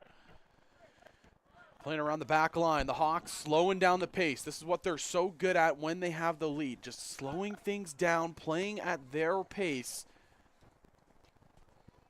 Yeah, without question, it has been a fun game to watch, and you highlighted it. Feels like it's flying by, and that is not really going to be something the Seneca Sting are happy about because it's getting late in the game, and Humber with the edge. Cross into the box, and how about that? Carmen Fiore. He makes impacts offensively with the crosses, and he's making even bigger impacts defensively. Doing a great job for the Hawks, and that was another big play right there by him.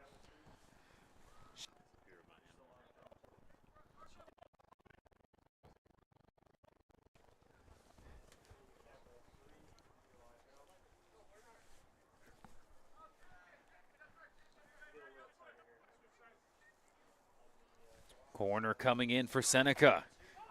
To the backside, gets contested. Mella will pick up the scraps and just try to get it out, but they're battling. Mella, the body thrown. And, oh, things are getting aggressive. And look at that. Mella is fired up. So there's definitely a little chirping and a little bit of aggression being shown here, and a yellow is issued to the Seneca player who is just going to walk away there. Beautiful look on our HSN broadcast there. Martin Lopez. And that was some fireworks, to say the least. How about that? Mella and Lopez kind of squaring off there, with Mella coming out on top, and a yellow for his adversary there on Seneca.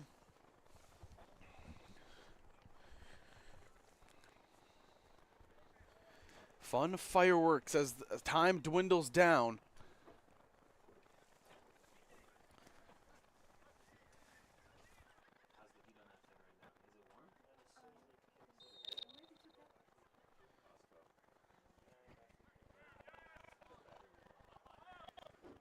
So now taking it up here is Reed. Over to Pinto, who is trying to generate an attack here with Joseph. Pinto, he's working well. Look at this, Luca Pinto. One-man wrecking crew, it feels like, making his way up the left wing. Battling forward in the corner, and then it goes out, and it will be a a goal kick. These things are flying around here in the broadcast booth.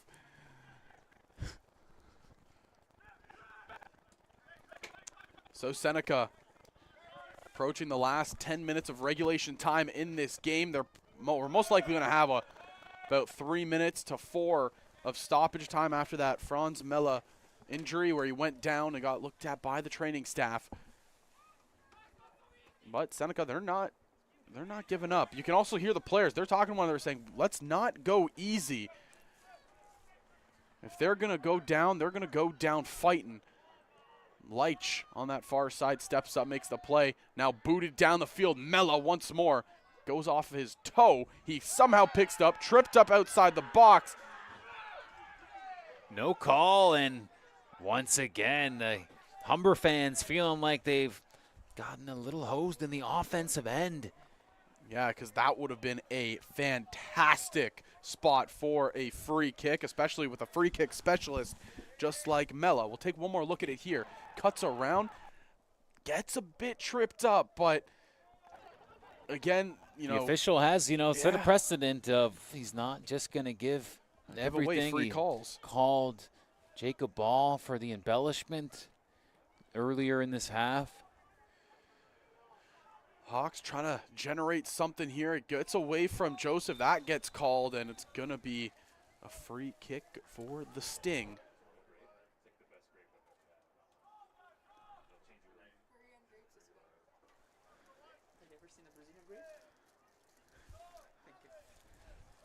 That's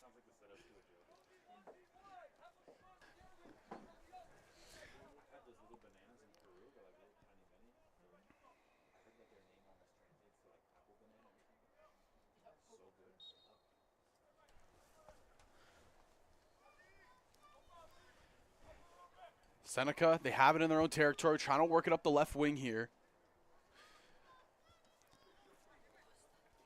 But Humber, the defense, it's stiffening up. But a couple substitutions look like they're going to be coming on the way here for the Sting.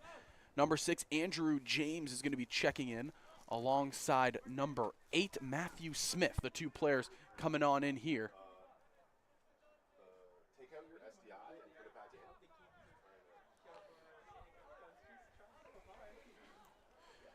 Well, Zach, without question, it is getting into crunch time for Seneca, but they're really not positioned all that bad, Zach. Down a single goal. It'd be a much different story if they needed to get a couple on the number one ranked team in the nation who has gone so much of the season without allowing a goal.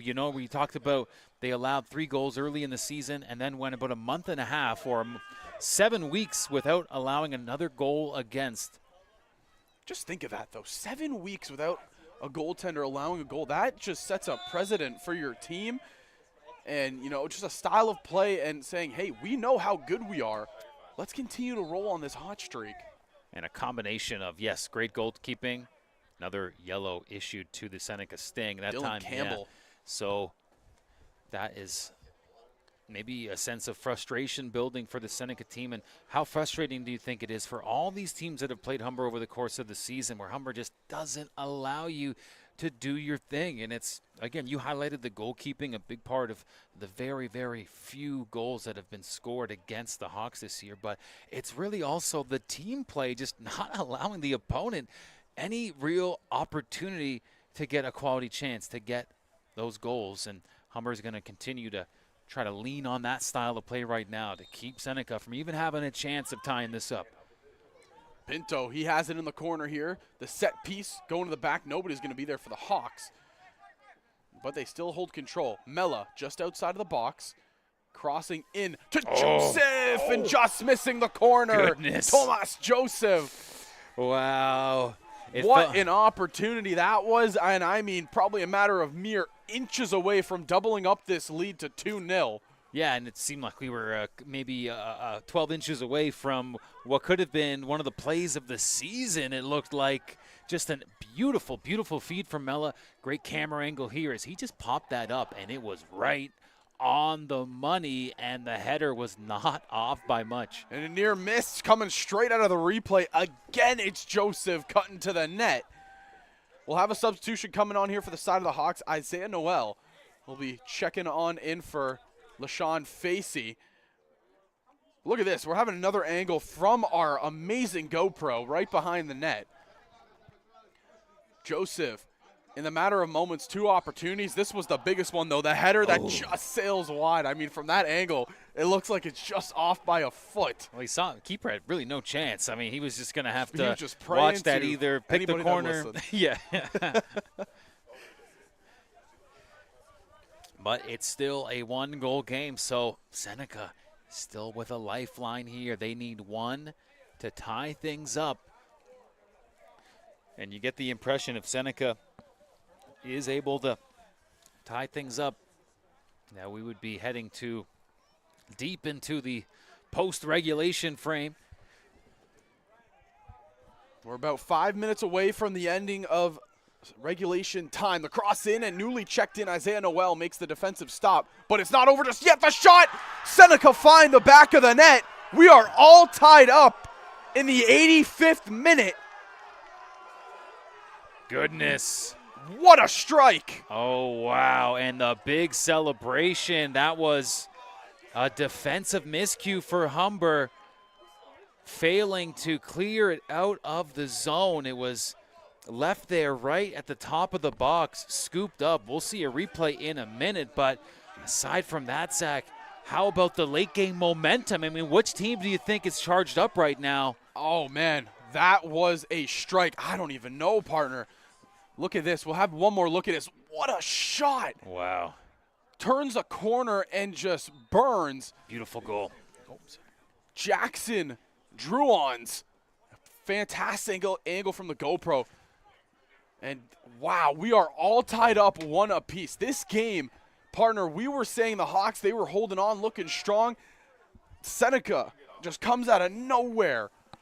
I mean, this game has been, we mentioned, fun to watch, Zach. It's been flying by, and what else did we expect? A great finish cooking up right now. That was a beautiful goal popped in by Seneca, and they're looking to upset the #1 ranked team in the nation on their home turf. You know they would love to do that. Yes, don't mean to cut you off there, partner. Just the checking in here for Seneca. Jazel Nonora, he comes onto the field, and that's exactly what, to your point, Seneca would love to upset this #1 ranked team in Humber Hawks. Humber, though, they are getting a little bit aggressive here. You can see they're pushing up the pressure. 4 minutes left to go. The Hawks, they don't want to see this go to extra time. They were holding on, playing very, very well. Druon's, he kind of goes down. He's hobbling a little bit on that right ankle.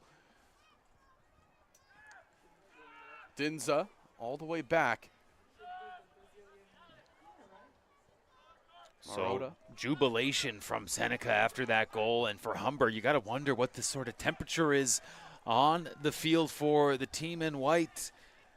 Maybe a little sense of urgency here, and kind of a big punch landed by Seneca. And how does Humber respond? I don't know what's hotter right now, my hand warmers or this game. These two teams are going at it right now. The Sting, they are looking to try to generate. Again, Luca Pinto stepping up good. Mella, he had an opportunity, but that's just way out of his reach. They are trying to springboard his attack there. 87th minute we are currently in. Again, we're most likely going to have some stoppage time here in this one. No offside is called. The ball's drifting to the corner. Druon's crossing into the middle. Alvarado, he'll just clear it. Gets it to Reed. But now it's bouncing around Sultani. Crosses into the box. Header on net, and who else but Druon's. He was the one that got the equalizer. Sheverstoff plays it quickly out. This is a Humber team that led the province of Ontario in regular season scoring, Zach. 38 goals over the course of 10 games. So for a team that averaged 3.8 goals in the regular season, just 1 here in this semifinal. And it's become clear that 1 is not going to be enough. Joseph trying to step up, but the defensive play there made, and the attack is shut down by Alexander Martins. There will be a corner kick here, though, as again we're entering the witching hour here in this one. These two teams are battling it out, and it's been a fun one to call alongside your partner. Joseph in the corner. He's going to be the one kicking it. Keep your eyes open for number 6 lurking inside, Carmen Fiore. This is close post. Pinto gets ahead to it. but it goes up and wide. Just think about how different this game is if Tomas Joseph connects with that header. Just a mere matter of inches off of that corner. And we're looking at a 2-1 game instead of a 1-1 here, going to the dying stages. Yeah, Humber so close to converting on what would have looked like an absolutely gorgeous goal, but then right on the other end, it was Seneca who dialed up an absolutely beautiful strike. Facey, he steps up here to make the play. Defenders draped all over him and gets shut down. They're going to play it quickly. Humber trying to catch the Sting sleeping, but I think they might have caught their own team sleeping on the far side. Nobody was on that rush. You can still hear the Seneca faithful trying to be loud for their team. Good play by Noel. Alvarado in the midfield. He's had a steady presence so far today. Joseph gets his pocket picked. And this is where we kind of see the aggression pick up. We are now in stoppage time, partner. 90th minute. We're just kind of waiting for the ref to signal how much time is going to be put onto the clock. He's about to lift the sign. Anxiously waiting here. 4 minutes of added time is being put on. And it looks like the player that's going to be checking back into this game, hopefully soon, is the player of the year, Christian Kasheshian. The lone goal scorer for the Humber side. So it was an early second half goal from Humber to give them the edge. A late second half strike from Seneca to tie things up. And maybe the makings of a memorable game shaping up right now. So they brought in Isaiah Noel to try to add some more height and strength on defense, but the game gets tied up. So checking back in, they're one of their better offensive players, Christian Kashishian. And I believe Jacob Ball is also walking up.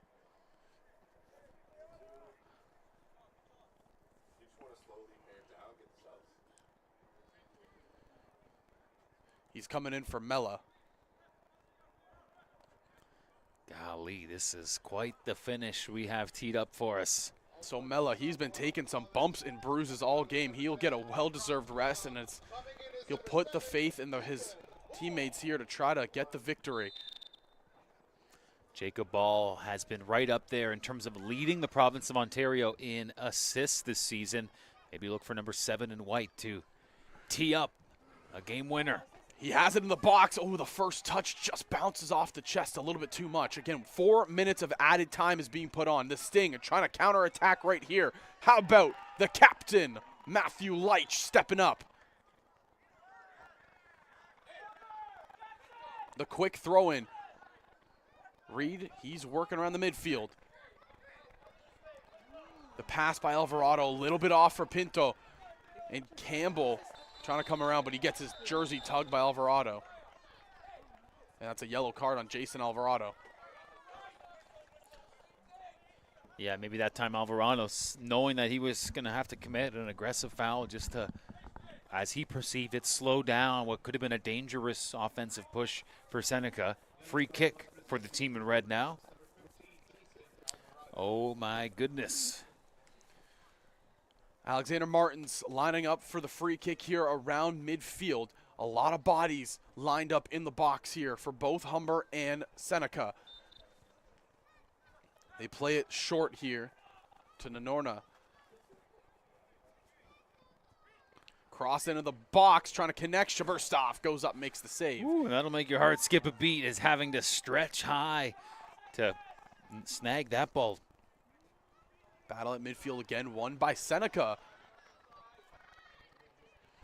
Definitely feel the momentum has picked up in a big way for Seneca. Kicked around Ball. Look at this. Jacob Ball came back in as the striker, and he is back on defense, shutting things down.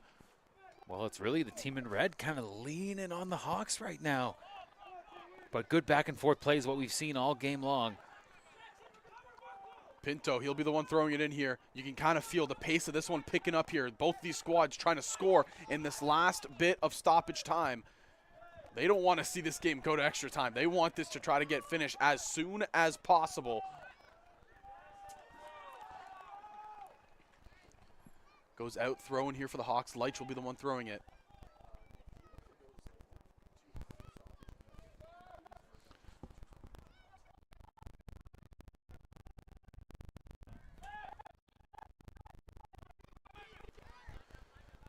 Facey kicks it up. Out of the reach. Ball has it. Jacob Ball looking for an opening. He has Pinto on the left side, but Ball elects to just take it himself in the box. Gets it stripped away. It gets kicked way out of play. Facey will be the one throwing it in here.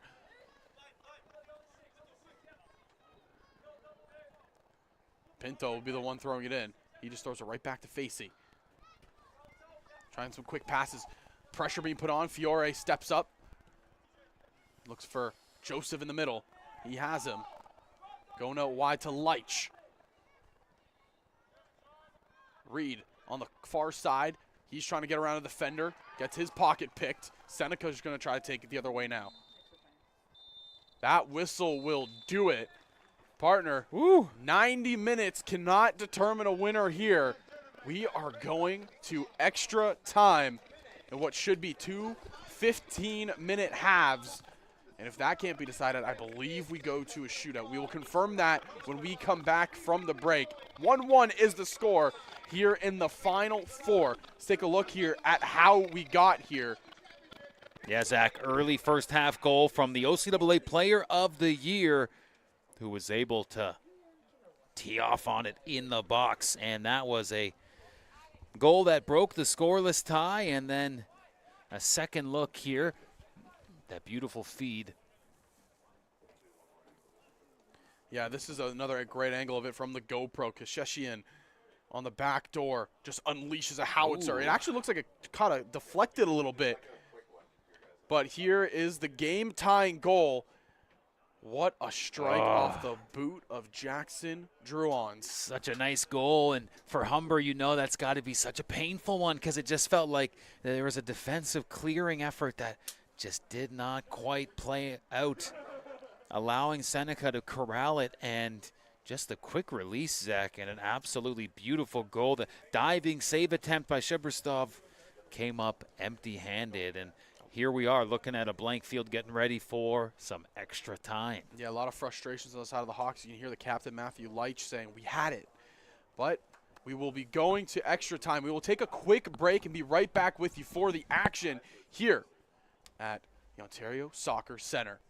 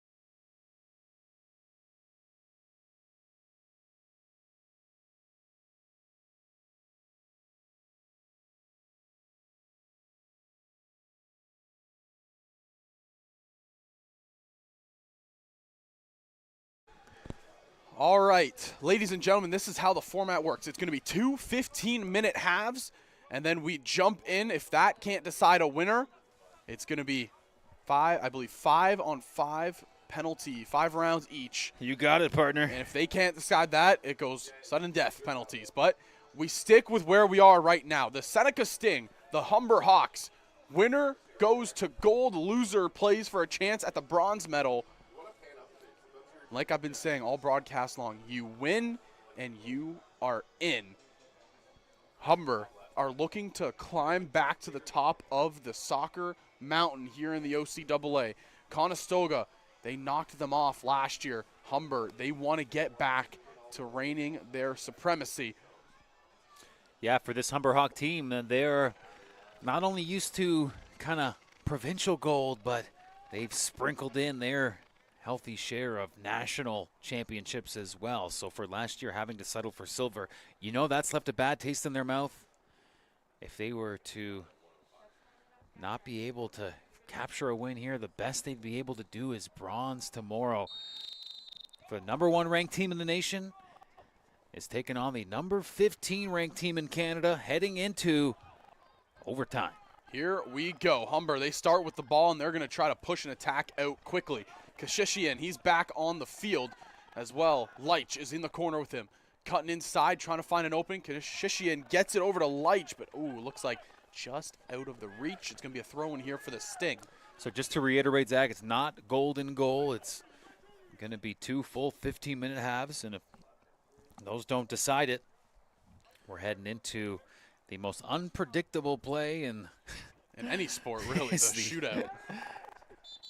Shootout, penalty kicks. It's just back and forth nonstop, and this has been what a day to start off the Final Four. Yeah, no question. Player getting checked out here, right on the side.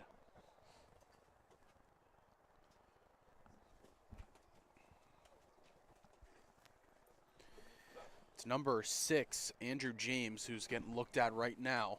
He's kind of keeled over, holding his face. So he'll be taken off the field momentarily.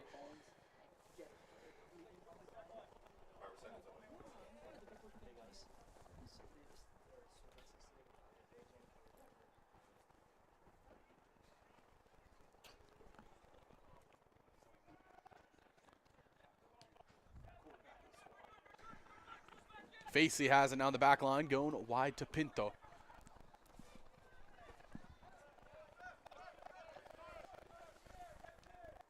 Playing it slow here is Humber. They're in control of the ball. They want to just keep that for as long as they can. You can tell from some of the faces on the sidelines during that quick little break going into extra time, they were not happy with themselves. They felt they kind of threw that game, or this game, away in regulation. The captain saying, what happened? We had that. And Zach, it's all, when you get to this phase of the game, who's hot right now? And Humber may have had the edge for the Lions' share of the first 90 minutes, but after that goal was scored in the ensuing play, we certainly saw Seneca with a little bit of their groove back, if you will, and we'll see if that dynamic carries over here. We had a little bit of pause in action, so maybe that worked out for Humber to kind of cool the jets of Seneca, ice them out a little bit. Free kick coming up for Humber. Let's see if they can get some fruitful outcomes here. This is where things get interesting, too, because you never know what can happen. A lot of contact. Facey goes down. It's going to be Seneca ball. LaShawn Facey, he went up, and there was tons of contact on him. It almost looked to me, Zach, like the keeper, I wasn't sure, maybe he was going to get a call against them with the push. You see the keeper for the Seneca Sting, Dinza, is hovering over the scene there. I believe we have a replay of it, and so here it is. The corner gets crossed in. Good tracking right there. And yet, Dinza, a lot of contact. He was just going forward on that ball, and then the push. So Facey's down. Ref did signal, though, that it's going to be going to the way of the Sting. Looks apologetic, the keeper there, you see, checking on the injured Hawk. And he actually just gave Facey some water, looked at him, said, my bad, didn't mean to shove like that. But these are calls that are quite big, right? This Yeah, quite stage of the impactful. game, I mean, my goodness, a lot on the line here. And at these stages of the game, I was going to mention earlier, everything's unpredictable. You can't, you never know what's going to happen. It could be the game-deciding moment when you're in extra time like this.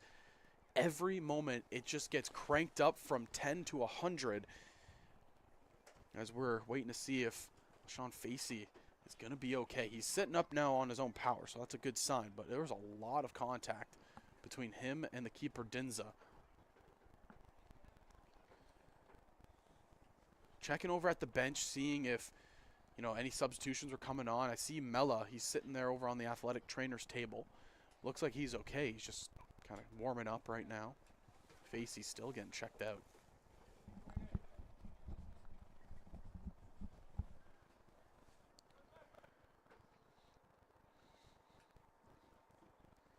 And looks like he will be heading off of the field with some support from the training staff. Yeah, and that's a key player right there for the side of the Hawks. LaShawn Facey has been so good on defense that when you take him out like this, it's a big impact not having him. So we'll be interested to see what kind of happens with Facey if he gets back on, but it looks like Isaiah Noel will be checking on for him.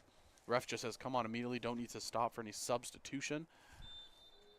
That if he is done for the game, that is a big loss for the Hawks. He's a very impactful player on defense. Pinto wins that battle, trying to play it down the field. Seneca, though, they have control again. Kicks out of bounds. Seneca throwing.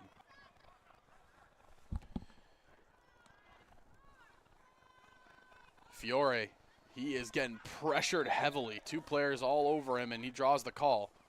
And that's why Carmen Fiore is so good on defense, because he's able to draw calls like that, draw defenders in to make a mistake. Shuberstov coming out, he'll take the kick.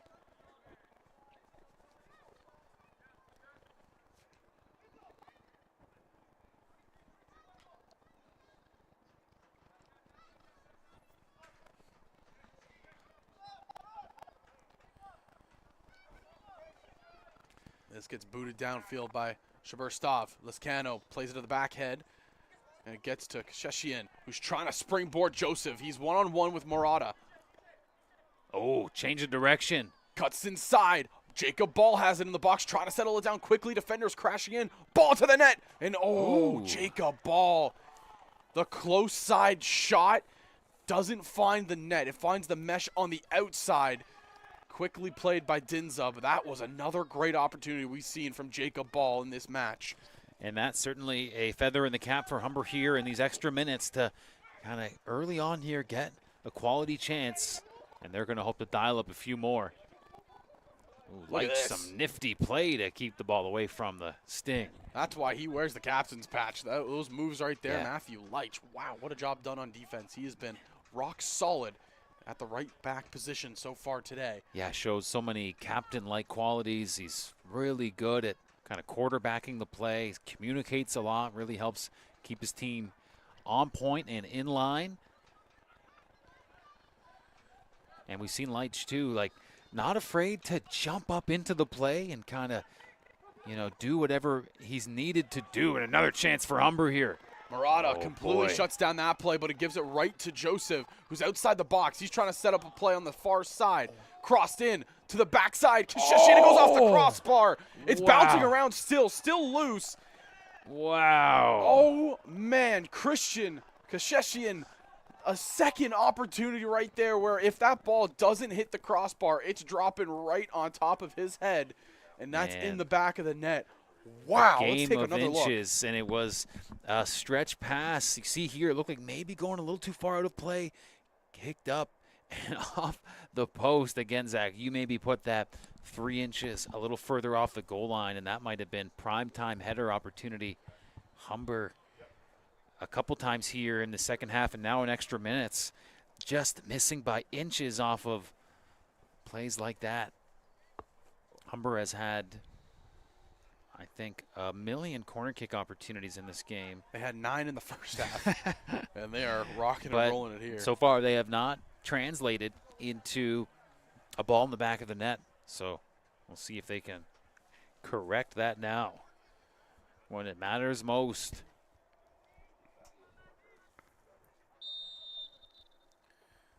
Martín Lopez waiting to check on in. Here's the cross to the back post. The header, it's bouncing around. It finds the back of the net. Who else but Carmen Fiore? Hey now. He finishes it. Excuse me, he got the head to it first. The second one that went in, Thomas Joseph was the one to finish it. But Carmen Fiore, he has been in the box all day causing havoc. And then Thomas Joseph, he finishes it with a beautiful header and an even better celebration, the front flip. Hawks have recaptured the lead. Yeah, it was a great goal, and some might argue maybe an even better celebration with the front flip. Zach, let's take a second look here in just a moment, but now Humber with the edge here in extra minutes in the semifinal. But as we mentioned, not golden goal, right? So we still have some soccer to play. But Zach, you mentioned Fiore in the mix. Bounces around, yeah. So it was header to the back by Carmen Fiore. And then, hey now, what a celebration. I mean, Thomas Joseph, we'll see it even better here. Look at the right side of your screen. Keeps it in, gives it right to Joseph, who buries it in the back of the net. And there's the perfect kind of example of how the Sting are feeling. You see that deflated body language on the goal line there, but the game's not over, and you know the Sting have gotten so close here in this semifinal match. Don't anticipate them to be given up here and by any stretch of the imagination, but Humber now with the decided edge here. And then Humber, they're stepping up here. They're getting a little bit more aggressive after scoring that. They don't want to be up by one again. They want to double up their lead as best as they can. But how about that? Finally, a cross comes through and works for the Hawks. The man who has been so stingy inside the box all day. And Carmen Fiore keeps it in on the backside. If he doesn't connect with that ball, that is going out of play. It's going to be a goal kick for Dinza. But Fiore keeps it in, gets it right to Joseph in the middle, and Joseph finds the back of the net. That is just such key plays. That's what you draw up in practice and hope you can execute in person.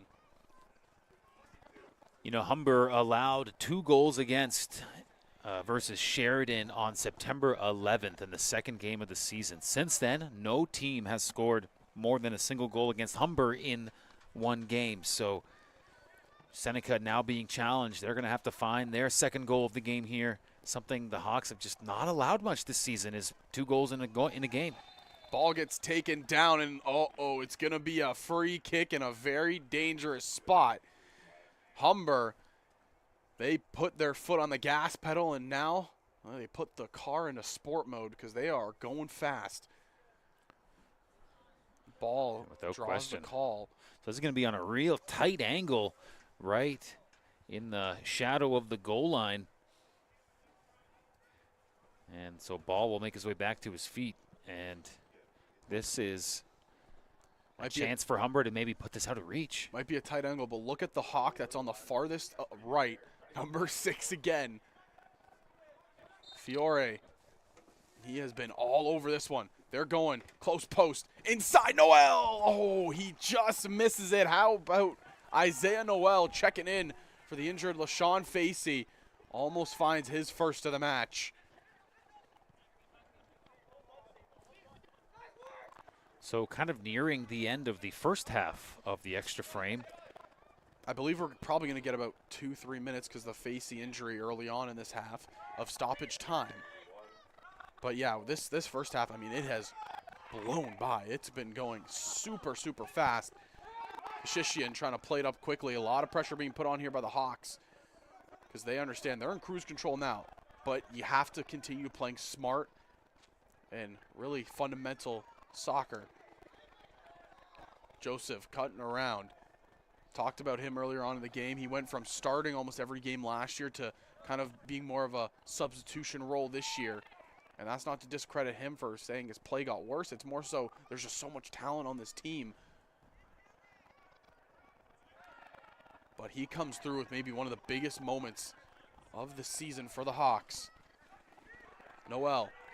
He's keeping it around, kicks it down the field, trying to get it to ball. He steps up. Pinto now, looking for an opening.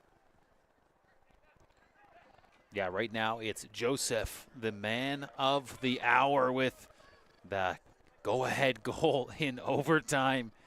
And we'll see if it stands, but Zach, still plenty of ball left here. Pinto playing it around, one of the best defenders we've seen on the year, one defensive player of the year. Booted downfield. The heel, kind of a miscue with Reed. Trying to go the other way, but the brick wall and the man himself in Carmen Fiore is right there to stop it and send the Hawks going the opposite way. Again, ball, he's on the left side trying to find an opening here with Pinto. Ball cuts around one, and how about this? Jacob Ball, he's like a magician when he has the ball on his foot. I like how Humber has Isaiah Reed out there as well. Reed is a guy who's won a national championship with Humber, so you know it's got that championship DNA. And what a player to have out there for the Hawks in this type of situation. Humber's number 23, Isaiah Reed. Played it down. Joseph crosses it in, looking to the backside. You talk about Reed here. He is in the box. He can't settle it down on the first touch. So there is going to be 3 minutes of stoppage time. Man, I should go sports betting after this with how I'm you're hitting dialed these, in. hitting The numbers are making times. sense to Wow. you. Beautiful mind. Might be the most I've called in a while. Pressure right there on the throw-in. It's going to be the way of the Sting. So 3 minutes of stoppage time here in this first half of extra time.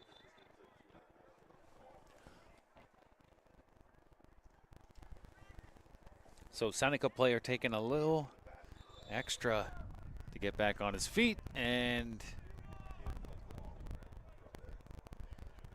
we're going to have the training staff perhaps make a visit. Just doing some Maybe not. quick sprints on the field, off the field. And it was a pretty okay day to start this game. The wind, it feels like it's starting to pick up, and I don't like that because then it gets cold. It's been a pretty good day without the wind. Well, partner, we've had it too good for too long. We had about a week stretch of 25-degree weather to round out the middle of October, and we're back to where we typically are this time of year, which was a high of 10 degrees or high of 11 degrees for the day. This kicked out of play and thrown here for the Hawks, who they lead at 2-1. Here in extra time. We'll have one more 15-minute half. Humber, they want to hold on so they can send themselves to the gold medal match. Yeah, one more half after this, and right now maybe just one more last opportunity here in this dwindling seconds here of our first half of overtime to find an offensive chance. Watch out, Seneca moving in the zone. Kicked down and around and picked up by Leitch. Played down to Lescano, who just boots it down for Ball. Jacob Ball has a step on the defender. This could be the opportunity the Hawks need. Jacob Ball with a great defensive play made.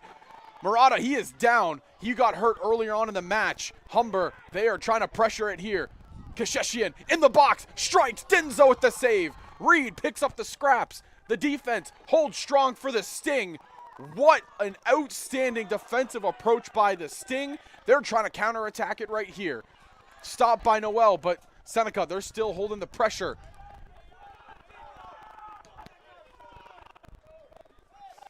Going up into the box now. Stepping up, making the stop. Kasheshian just boots it down the field to Reed. And oh, It's man. pretty intense stuff going on right now, Zach. What an action-packed couple of minutes, or a couple of seconds, I should say. We just saw Humber an opportunity to try to extend the lead. We had a player down on the side of the Sting, a player down on the side of the Hawks. And that will do it for the first half. Alvarado is the player down, as well as Christian Sheshian. I mean, these players are leaving it all out on the field right now. Look at this chance right here. Back and forth. Christian absolutely unleashed a howitzer of a shot. Dinza, credit him, he made the save. But there are players down all over the field. We will take a quick break here and then bring you right back for 15 more minutes of soccer action in the OCAA Final Four.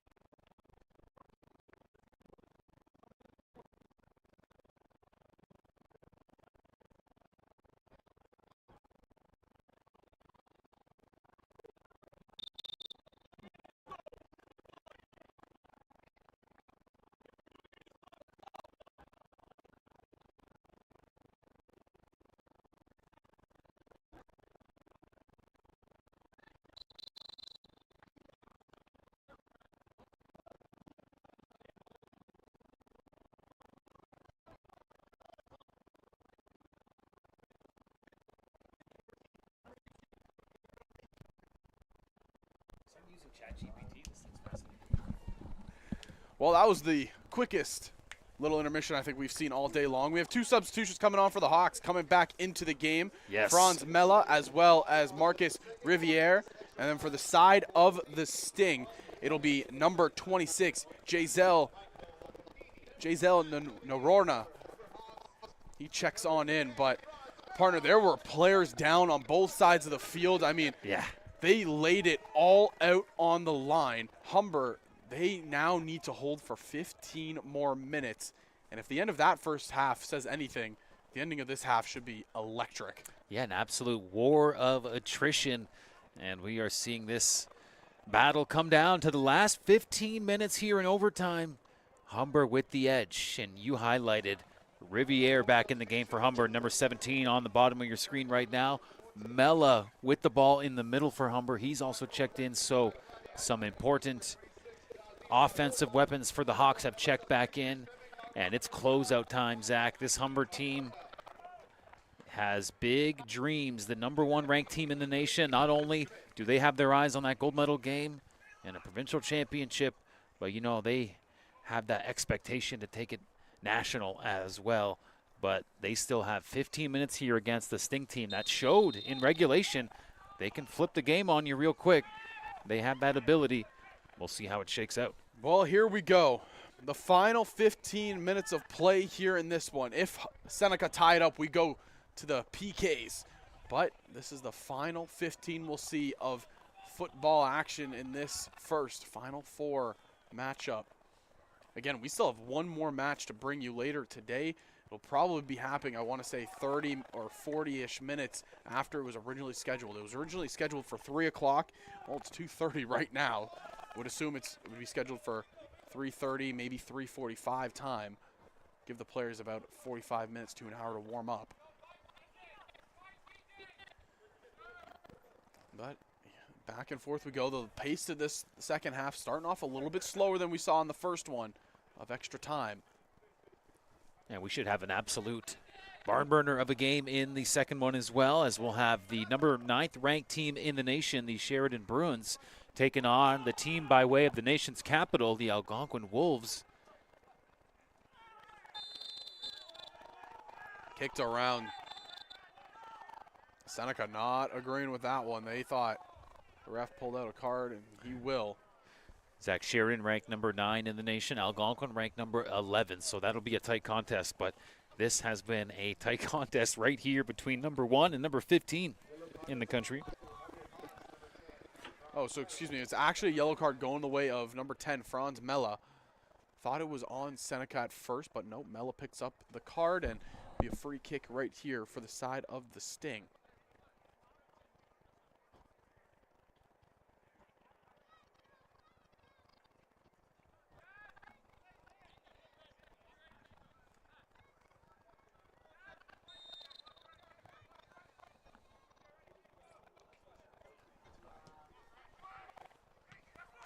Kicked out, Riviere. Fantastic work done right there. Ball was pressuring the attack. Dinza, he just boots her right back down the field. Fiore, he is vocal right now, screaming out plays for his team. The goal scorer in this extra time, Joseph, he's trying to find an opening. That gets kind of booted away. The Sting pick it right back up. But how about this? Joseph playing offense, jumps too quickly to defense, and him and Ball for trying to get an attack going here on the far side. Jacob Ball hasn't found the score sheet yet, but he's been really everywhere around the net.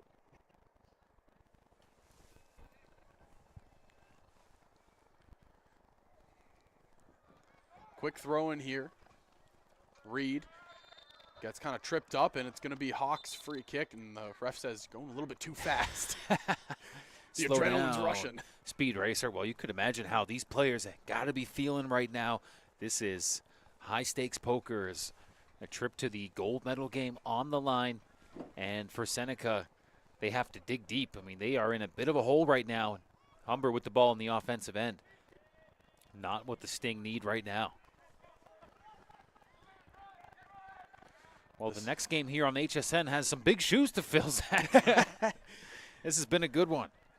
We talked about how close this game has been, and you know, we discussed the next two teams that are playing. They're even closer in the rankings, so it should be interesting. And you can hear the yells. Yeah, that's no other than Carmen Fiore.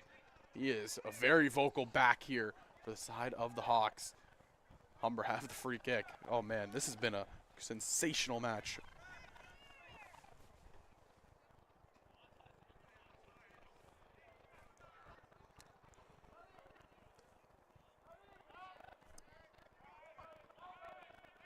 Well, you could imagine it's time for Seneca to lay everything out on the field, as we have just over 10 minutes of overtime left. Hawks, they are taking their time. They understand right now they are in control. But this is kind of what we saw in the last 10 minutes of time in that first half. It was more so Seneca getting very antsy. An opportunity on the far side. Mella cutting in. The defensive play made right there. And another big offensive push by the Hawks gets turned into maybe an offensive counterattack by the Sting. They kind of slow up a little bit. Humber gets a bit more set. They have more bodies on defense. Matthew Smith, the through ball. Sultani, his shot save made. Wow. Zach, the parallels are kind of jumping off the page right now, right? It was in regulation, Humber with the early goal, or the earlier goal in the game in that second half, and then it was Seneca late who tied things up. In overtime, Humber scored earlier on. Now it looks like Seneca poised to maybe strike back. A big corner kick on the way. And this is roughly around the same time Seneca started turning that page in regulation time. They had 10 more minutes left. And they're trying to push the pace here. The corner goes to the back post, coming through, not going to connect with anybody. Reed will pick it up on the far side and just boot it way down yonder. Crossed right back into the box. Sheberstoff coming out. He'll just dive on it. Partner, the hearts are racing up here in the broadcast booth with some of these attacks. And milking the clock a little bit here is Sheberstoff. Again, so just 10 minutes to go here in the extra time. If Humber holds on, they punch their ticket to the gold medal match. If Seneca answer back, we're going to PKs in what is one of, if not the most unpredictable ways to finish a game. You never know what's going to happen in penalty kicks. Campbell has it on this close side here, and he's pushing up the attack with his teammates now, kicking it around on the side. The Sting. This is where we saw them pick up pace in the end of the regulation. That's exactly what they're doing here. Mella steps up massively. That's a great play by Franz. Heavy contact in front. It's going to be a throw-in for the Hawks. Well, at least Humber does get the advantage of the throw in there. Looked like Riviere took a lot of contact, no call, but this is also that phase of the game where, you know, maybe officials tend to adopt that philosophy of, hey, let's let the players decide thing here. Maybe it has to be an overly egregious play to get that call. A little bit of a miscue, and that ball gets booted all the way out. So Pinto and Fiore, a little bit of a miscue between the two of them. But wisely, Isaiah Noel, who's stepping up mightily right now for LaShawn Facey. Noel has done a great, great job. To the midfield now, Jacob Ball battling. He wisely plays the ball off of a second hop and takes it away from the defender.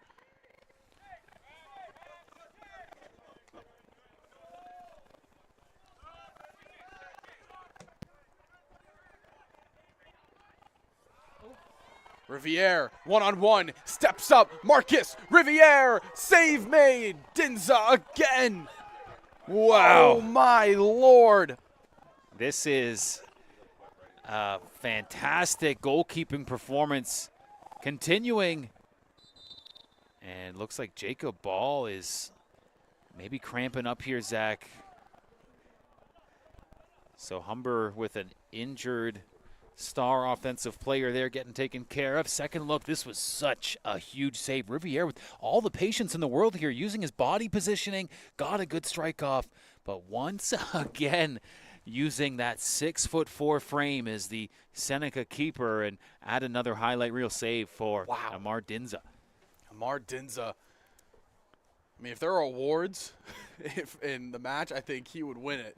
Because some of these saves have been crucial. Humber could be up 4 or 5-1 in this game, but Dinza has made key save after key save. That's why this is so close.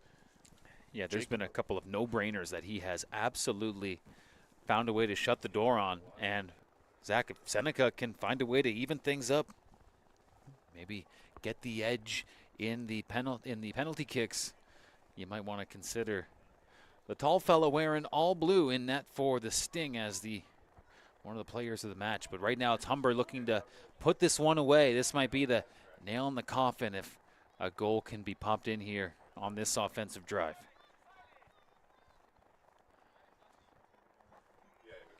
Yeah, Jacob Ball, that injury is not looking good. It looks like it's his right ankle that he's kind of looking at.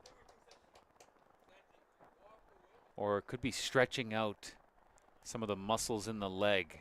You typically see this type of reaction from the trainers in a cramping situation. He's also slamming water. So I think that number 7 for the Hawks not going to be in any danger of missing some meaningful time. Of course, gold medal game and bronze medal game set for tomorrow. So Santiago Muniz is the one checking on in here for Jacob Ball. He'll come in to finish this game. And he's a good high-energy player to check into the game at this stage for Humber.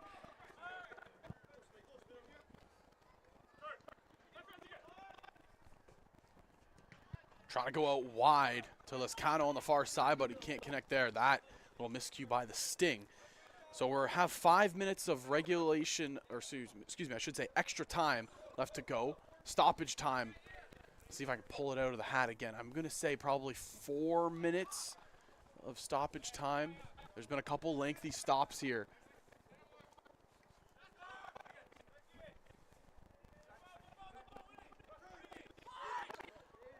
Players tangled up. Seneca's going to have a free kick.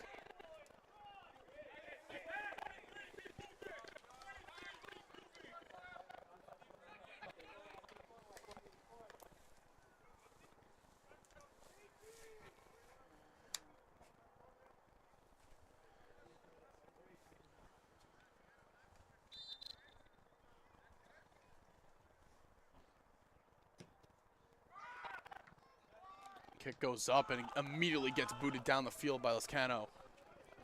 Reed, he is hustling down there. He has one defender with him, and defender will just header it out of play. Alexander Martins saw the pressure and didn't want to risk maybe playing it back to his keeper, as a couple of Humbers were showing great hustle getting into the play. And doesn't that really kind of highlight Humber is playing hard right down to the last whistle? This is kind of a closeout effort you think might just be enough here with this 1-goal lead. Kind of feels like the Hawks understood that in the last couple minutes of the regulation time, they felt they were, taking their foot off the pedal a little bit. Seneca was able to get control. This time they are going to the wire. They are putting their foot down all the way to the end. Noel plays it now. He goes to the far side for Leitch. Leitch just boots it down. He's looking for Riviere, and a lot of contact. Marcus Riviere was tugging at the jersey, trying to break away from his defender. Seneca will have a free kick. 3 minutes left to go here until we hit the 1:20 mark.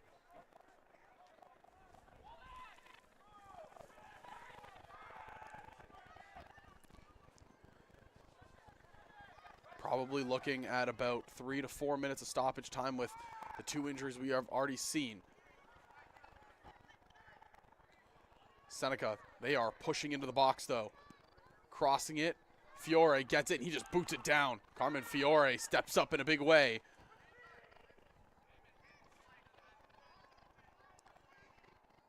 Cormac Tracy right now is waiting on the side to step in. And, oh, are they going to call a goal kick? No, okay, they're calling the goal kick. Thought for a second they were going to call a penalty shot.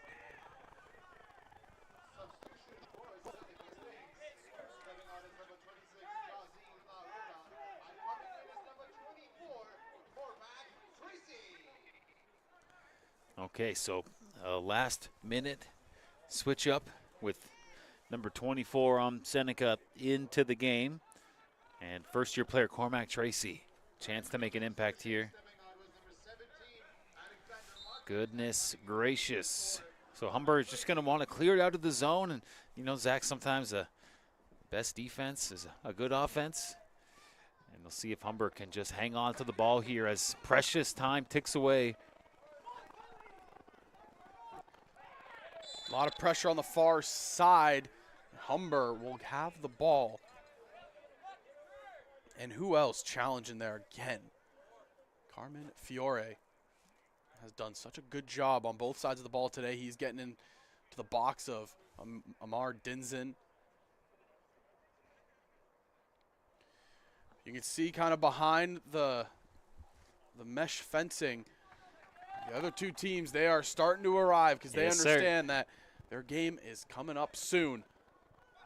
Hawks and Sting are trying to end it here. Humber, they're looking to punch their ticket to gold. Sting trying to stay alive in contention for that gold.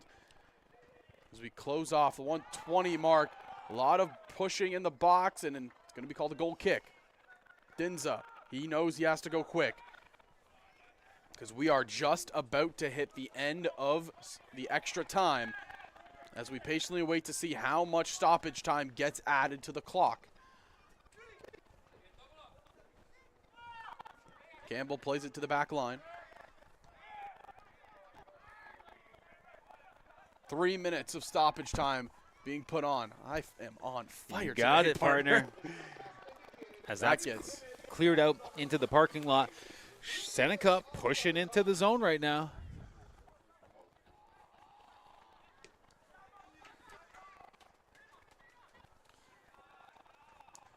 So it is do or die time right now for the team in red.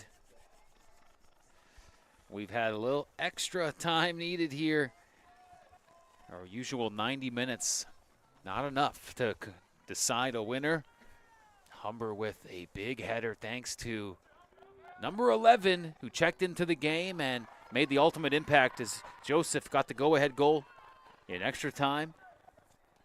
And now it's going to be Riviere. He's just trying to drain some time out here in the corner. 2 defenders on him. It goes out. It's still going to be Humber throw-in. That is just such a textbook play by the first-year player, Marcus Riviere.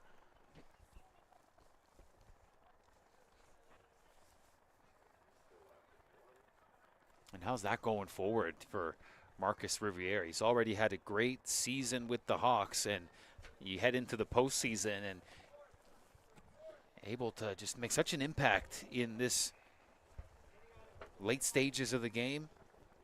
Almost scored a goal moments ago that demanded a massive save from the Seneca keeper. Trying to spring an attack here, coming out and collides with the goaltender outside of the box, but picked up by Fiore. And that could have gone drastically wrong for the Hawks as Seneca tried to push an attack late in this one. But now Humber taking it the other way. They're trying to just kill off more time here. Again, 3 minutes of stoppage time added to the clock. It's do or die time for the Sting. They realize that, and they're pushing the pressure and the pace here. Players colliding at midfield. Cutting in, Smith, he's trying to set up an attack. Crossed into the box, nobody's on the far side. Picked up, though, by the Sting. Crossed over once more, Smith fighting with Riviere. The ball gets pushed back out, pushed down, Marcus Riviere. And it looks like that's going to be a yellow card on 17, and it is. So the rookies maybe foot a little too hard on the gas pedal there, but you know what? That is some good closeout energy he's showing there. But this is a free kick that's in dangerous spot. Exactly. It's not dangerous. How do you like that? So standing by the ball, just trying to see who it is. Looks like Andrew Jones, number 6, and Jackson Druons, number 21. This could be the final play of this match. Seneca looking to stay alive. Humber looking to hold on, punch their ticket to gold. Well, it kind of feels like anything is possible. We've seen some outrageously entertaining play in this game. And one last opportunity, it feels like, for a little bit of magic. Down a goal. Seneca late in the game. And look at this. They're bringing in Dinza all the way for this play. Not? This is a big moment in the game, partner. Tall fella too, right? 6'4", that keeper. Crossed in. Dinza finds it. Shaburstov makes the save. Either way, offside was called, but that was a big play. They brought in their 6'4" keeper to try to make a play. He connected with it.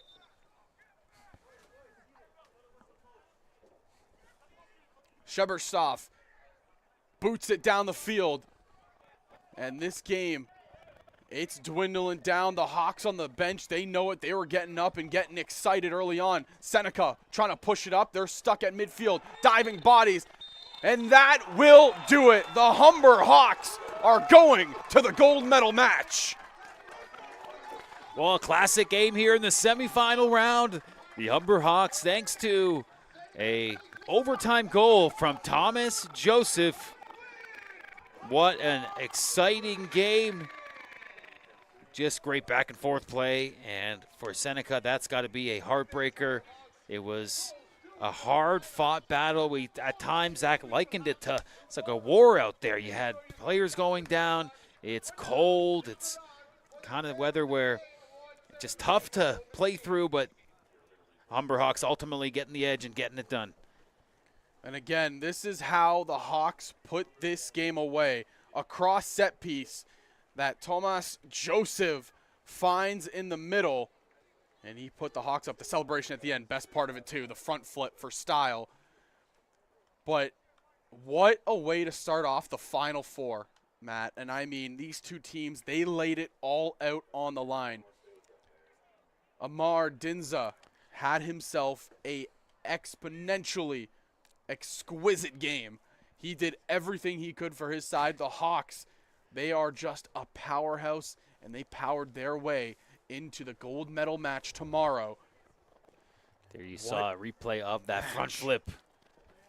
Sorry, partner, but that is the final. Goodness, what a game. And next up, we have Algonquin and the Sheridan Bruins, number 11th ranked team in the nation and the number 9th. And we should have another great one for you here on the Hawks Sports Network. You said it best right there. We will take a break, and we'll bring you the second match. The winner of that goes on to play the Hawks tomorrow in gold. Loser will go to play Seneca in the bronze.